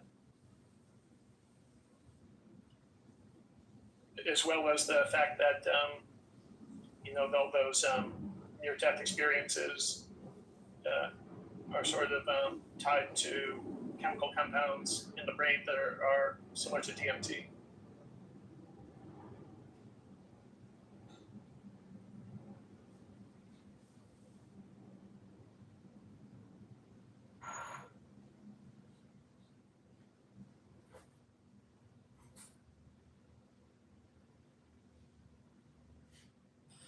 That's always an interesting one too, is how God is correlated by people who believe in that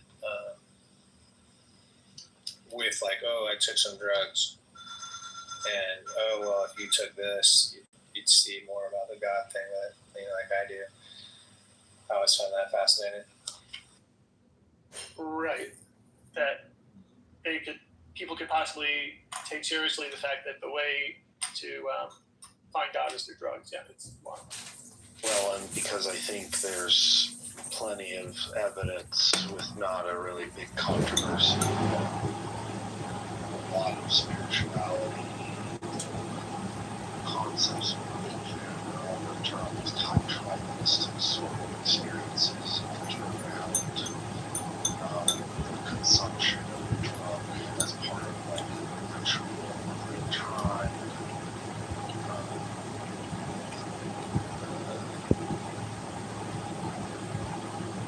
The experiences that we get from the sort of substance, etc., etc.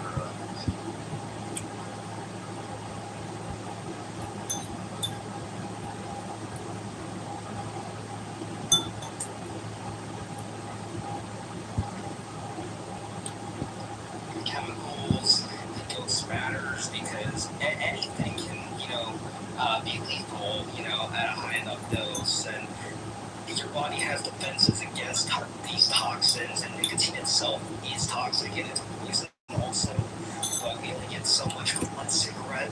But the thing is, though, is with this is that the reason why it's not like poisonous in the ordinary sense is because they don't, most smokers are just like smoking a cigarette and then they're dropping to the floor and fucking dying, and the body can tolerate these doses of what a cigarette offers, and the primary harm of it, whether it's carcinogenic or by whatever other means more long term, right? And poison, I mean, like I said earlier, it's talking about the media toxicity, which it isn't. And I think if we want to get into like the semantics of it all, this will be my final point, is we can almost say that they're more accurately describe cigarettes, I think, as a product that would increase disease risk rather than it being a poison itself. So when we look at it from different directions, we can kind of like draw to this conclusion that either yes, it causes harm, but it's not a poison, or yes, it's poisonous, but it's not going to immediately kill you. So I think you like. Do you mind if I ask what prompted that particular rebuttal? That wasn't necessarily a rebuttal. It was just to give voice to both sides because people just want to put on semantics. Well, I'm saying when people have this conversation, they're already coming in with like a skewed notation of what this said thing is or what it means. I understand specifically everything that you mentioned. I agree with you. I'm just curious, like what prompted it in the beginning. Oh, sure. Like what was the conversation that made you feel like you had to rebut? Well, essentially, the conversation I was hearing was Steve and Florida were having an exchange, and they were talking about whatever cigarettes were poisonous. I'm sure you read that. After they had that conversation, Florida made his final point by repeating his driving point, which I can restate before he can do it himself because I'm not. Please. Yeah. Yeah, I'm not. And my point was that with the definition that Florida gave, in comparison to the definition that Steve gave, to what they understand, depending on how we look at it, there's going to be different outcomes and outlooks for what poisonous means specifically in regards to cigarettes. So I gave both sides to, play a little devil's advocate. That's not to say that I'm right. That's not to say that what I said is important at all. I was just You basically gave bullet points for both sides. Yes. There's an issue. Is that a problem? Do I need to draw myself? Yes, what's your point, Chess? Why are you interrogating what he said? Yeah, you know what? Here. Let me do better than this. Sorry, am I a fool? You know what? Let's do this. Just you asked a reasonable question, Christian. You answered it. Let's move on. All right. I'm confused. What are you confused about? Well, sometimes if I go into an area like a marshy area, a lot of mosquitoes, I'll go and buy a tobacco pouch, they sell these pouches of tobacco, just the plant, and I'll burn that in the fire because it's a natural pellet, and it kills literally all the bugs around the area, the toxins that exist inside burning that tobacco. Revenues. So I know better than to breathe the air or breathe the wrong. You said, so can I finish? And then you can go. Thank you. And so when we burn it, in a campsite, it just repels all of the mosquitoes, dengue, get sick, and all these things. But literally, you can see it. You'll drop these bugs around it. It will actually kill them. So I guess there's something to be said about the back to the voice itself is poison. It'll keep rats away, other animals. It does affect their smell, and it does give them a compliment. This my opinion, it's like a cheap that it's not understandable. And Viking, really quickly, Viking, isn't it true that the tobacco companies manipulate the hundreds of ingredients in tobacco to make it more addictive and make it more carcinogenic than if just you were picking a tobacco plant, rolled it and smoked it? Isn't that true? I do believe, in the health field, we are aware of the burning of sugar that it has been made addicted, and most people are addicted to not just the nicotine, but it's the actual sugar they put in there. Gotcha. And smoke it, and then just burning the tobacco. I use it, especially actually don't exist. I'll do that to get rid of these giant cockroaches that fly up over the street. We're dealing with the cockroaches. We're dealing with Victoria, he's in the middle of talking. Come on. yeah. What's your name to just interrupting? Just change your name to just interrupting. You're not just a speaker, just interrupting. Yeah, so it's like, it works like nice, like some reptile where like kind of push away from its snakes and stuff like that. But that's all I reflect with that a long time ago. Steve, so I just knew it was poison. Okay, tell you what, just listening, go ahead, go for it, just listening. I want to hear what you want to say. Go ahead. Yeah, you can use honey or beer to attract all of the flies, all of the mosquitoes, everything. All you have to do is put it into a bottle that's kind of clear so that you can see it. Make sure that you put it like in the bed of the bottle. Make sure that the bottle is properly placed so that it's like lengthwise, and you should be able to capture quite a few of the critters that are there. He's trying to kill them all in sight on them coming to sight. He wants them dead. He doesn't want to try to trap them in a honey bottle because they will all go into the honey bottle. But if they fly anywhere near the vicinity, they'll drop dead. Sorry, you're like interrupting. Oh, sorry, you weren't. Yeah. You weren't.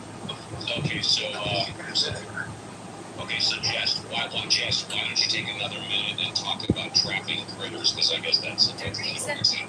Yeah, the reason that works is that it attracts them into the bottle, and they're unable to escape after. All right. Very cool. Very cool. Thank you. Really, okay, I guess. You wanted to talk about trapping critters. You got it. You said what you wanted to say, right? Steve, you get to assume that a woman that speaks as slowly as her understands what foods are healthy or unhealthy, which is I was going to say I thought we were talking about warning labels and whether food is healthy, but if she wanted to take a minute and talk about trapping critters. I was only referring to that because I've got no problem. You don't have to justify it. It's okay. It works. It actually works. Sorry. You don't need to apologize. She's the perfect target market for the fucking red and yellow piglet. Fuck you.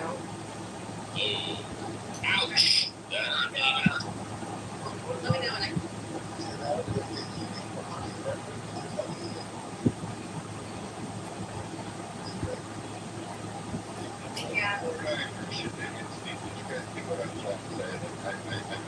Yeah, I got it.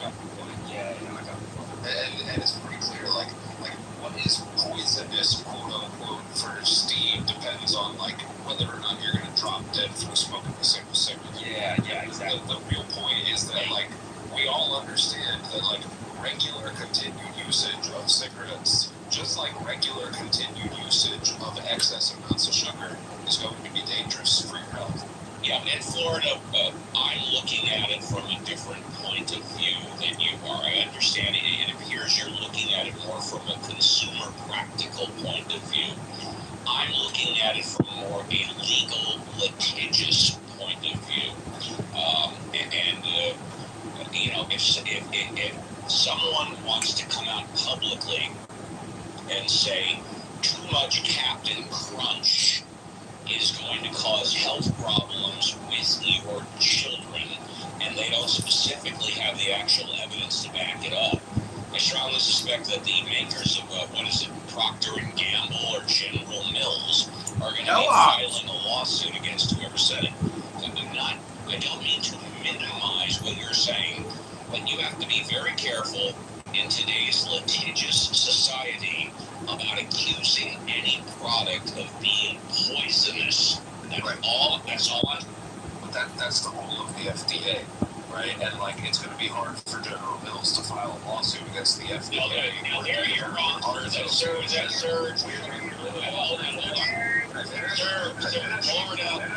Florida, no, I can't. No, you can't. No, and I'll tell you why you can't. No, you can't, and I'll tell you why. Because anybody can file a lawsuit against anybody. I can file a lawsuit against you right now, obviously. It's not an Okay, y'all, please don't interrupt me. Please don't interrupt me. This is why I have the green fucking button. If you interrupt me one more time, you're going down to the goop. Plain and simple. Don't do it. Okay, just wait. I'll shut up for 30 minutes. I'm going to sign off in like 5 minutes and let everybody else. Anybody can file a lawsuit against anybody. Go to any human resources department of any major corporation such as General Mills. They are constantly working to minimize risk, to avoid lawsuits, even if they're frivolous lawsuits, because even a frivolous lawsuit can cost hundreds of thousands of dollars. You don't come out publicly if you have deep pockets and say any type of product is poisonous unless you can absolutely prove it. And I'll land it here. Even if you can prove it, you still don't come out and say something is poisonous, generally speaking, because you're going to be countersued anyways. It's not worth it. Okay, so real briefly, like, again, it would be quite silly for General Mills to go and sue the FDA or the American Heart Association if those two organizations have done like an extensive amount of research and science to verify that certain ingredients within the Captain Crunch is actually harmful to your health in excess of amounts, number one. And it only makes the matters worse if you're going to consider like current scientific evidence or proof that like most of these ingredients are safe. When you consider the fact that the overwhelming majority of the current research that's been done on our foods has been done by big tobacco, big pharma, and big food itself, not necessarily by the government or by doctors or by independent researchers. It's the big pharma and big tobacco that have largely done the research on what is considered quote-unquote safe over the history of America. And I'll just, I will close my portion out with this. You guys can talk about this for a half hour. You want to advocate putting labels on breakfast cereal? Go ahead. Knock yourself out. I have no problem with it at all. Be happy.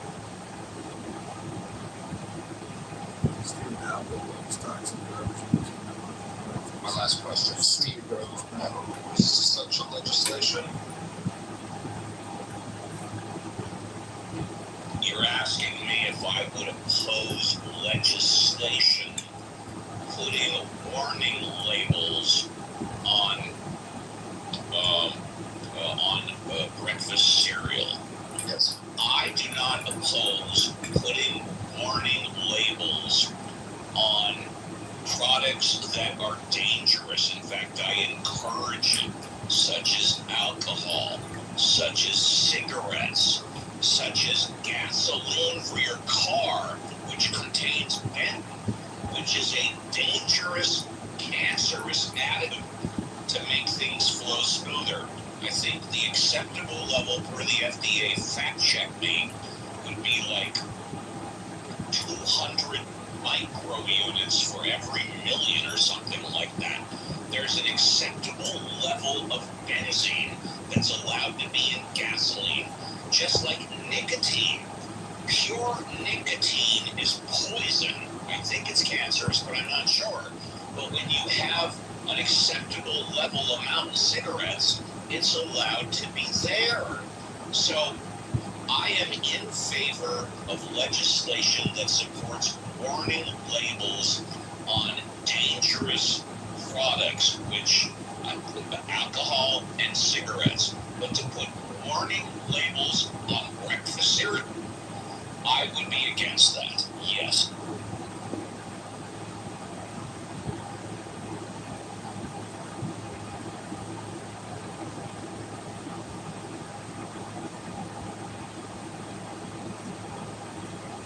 So where did this Bobby Kennedy ship crazy? Where did that originate from? Did something happen today? About 90 minutes ago, 2 hours ago. Did someone might put me in? We were talking about what a wing nut is. Oh, but nothing new happened. You guys just. Hey, let me see if replays are on. No, replays are not on. You can't re-listen to it. We were just talking about what a wing nut he is. So, no big deal. Well, if I can chip in, Steve, and give my 2 cents. No, go ahead. By all means, go ahead. As someone part of the neurodivergent community and listening to RFK and all the things that I would argue is bullshit. Yep. The entire time he's had his position, I honestly think he's very discriminatory and should not be in place in his position. He would be a lot better off in a more environmental setting where he belongs. He does not belong in health. It's not his thing. I mean, he says some crazy shit. Like he said, let's see, vaccines cause autism, and that people with autism will be able to use the toilet unassisted and get a date and throw a baseball. All that different types of shit. I could go on for days. I just think it's. Let me say something that you clearly know, which I've said many times before. Robert Kennedy would have been much better served as head of the EPA, as you just indicated, because you've heard me say many times that before he got to the administration, he has 20 years of experience as a lawyer filing class action suits against environmental issues, representing people that were hurt by environmental issues over 20 years. This is his field of expertise. If he was head of the EPA, that's where he belongs if he's going to be in the administration. Also, we all know, or at least he's clearly given the opinion, that he's an anti-vaxxer, yet when pressed for it, all of his children have the main vaccines that you're supposed to have. Rubella, mumps, measles, polio. All of his kids are vaccinated for that. So he's a wacko psycho. And I'll end it off with this. Out of all claims that he's made, and I will just say from a neurodivergency, even though I think quite at least, is he said COVID-19 was ethnically targeted to affect and kill different populations while sparing others, and he included Chinese people, and most importantly, Steve, you're gonna love this, Ashkenazi Jews. So I think that, just Ashkenazi Jews. Someone's got the vaccine-tism. Someone's got buyer's remorse from their COVID-19 vaccine. It's been proven that vaccines do cause autism. Getting injected 70 times by the time you're 3 years old causes the tism. Sorry, everybody, he's not crazy. You're just stupid. That's what it is. Kennedy's not crazy. You're just low IQ and stupid and fully progressed. Wow. Yeah, no, that's okay. That's wacko John Kitover. Psycho He's booted and blocked. I mean, no he's problem. not gonna. Oh, sorry, I didn't hear you. No, He said. Sorry. If I may, I just want to finish my point. Yeah.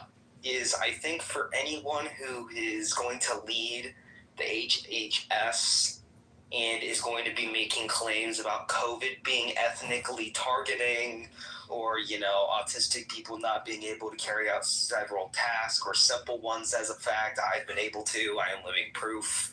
I just think that a person like that should not be in a place of and should be dedicated to a position that he's a lot better at, which Steve just, mentioned earlier, in a more environmental role rather than leading the HHS, which we know is, something that he knows absolutely fucking nothing. And correct me if I'm wrong, we still to this day don't know if COVID started at a secret experimental chemical factory or across the street at an open market. Is that correct? Correct. We do not know. That is. Yeah, I will say this though: if something happened at the Hershey chocolate, if a bunch of chocolate went to Hershey, Pennsylvania, I think it came from the chocolate factory. Yeah, I think it's pretty clear that it came from the lab. I mean, so is this just a room filled with anti-RFK people? The answer to your question is no, it's not. Please continue. Okay. Yeah.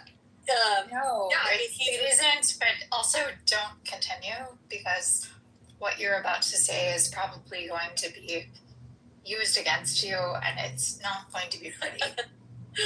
Yeah, you're right. It doesn't sound like it's like a open dialogue situation. This isn't like a peaceful place to. Actually, it is. If you have It's actually very docile, I would argue. if you have any objections, I promise it will come back to haunt you. No. And Holly, I'm gonna be straightforward with you. Out of everybody on stage, I would argue that you are probably the safest one here out of anybody. But please. Okay. Well, listen, I think some of what you've just said he said is definitely taken out of context. I think anybody and everybody knows and is well aware that the majority of autistic people are fully functioning. I think that quote that you pulled was definitely out of context. All right, so I'm going to interrupt you right there. So do you know the appropriate context? And if so, please tell us.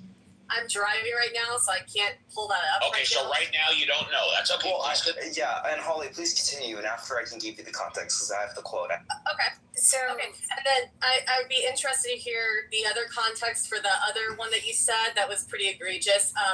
The one about COVID targeting. So I'd be curious about that. I don't know about that one. But he's always been not anti-vax. So this is something that keeps being repeated over and over. The dude is not anti-vax. He's said that over and over and over. His whole shtick is, listen, like, we should be investigating this shit more. Like, there are some questionable links that I would like to see if there's a there. That's his whole thing. And he's been demonized and crucified for it. So that's all I got. That's also not true. I'm sorry to share that with you, but you can look it up. Actually, identify that he has been anti-vax for the COVID vaccine specifically, and it was so safe. Okay, so hold on one second. Anti-COVID vaccine is not the same as being labeled anti-vax. That's true. You know what I mean?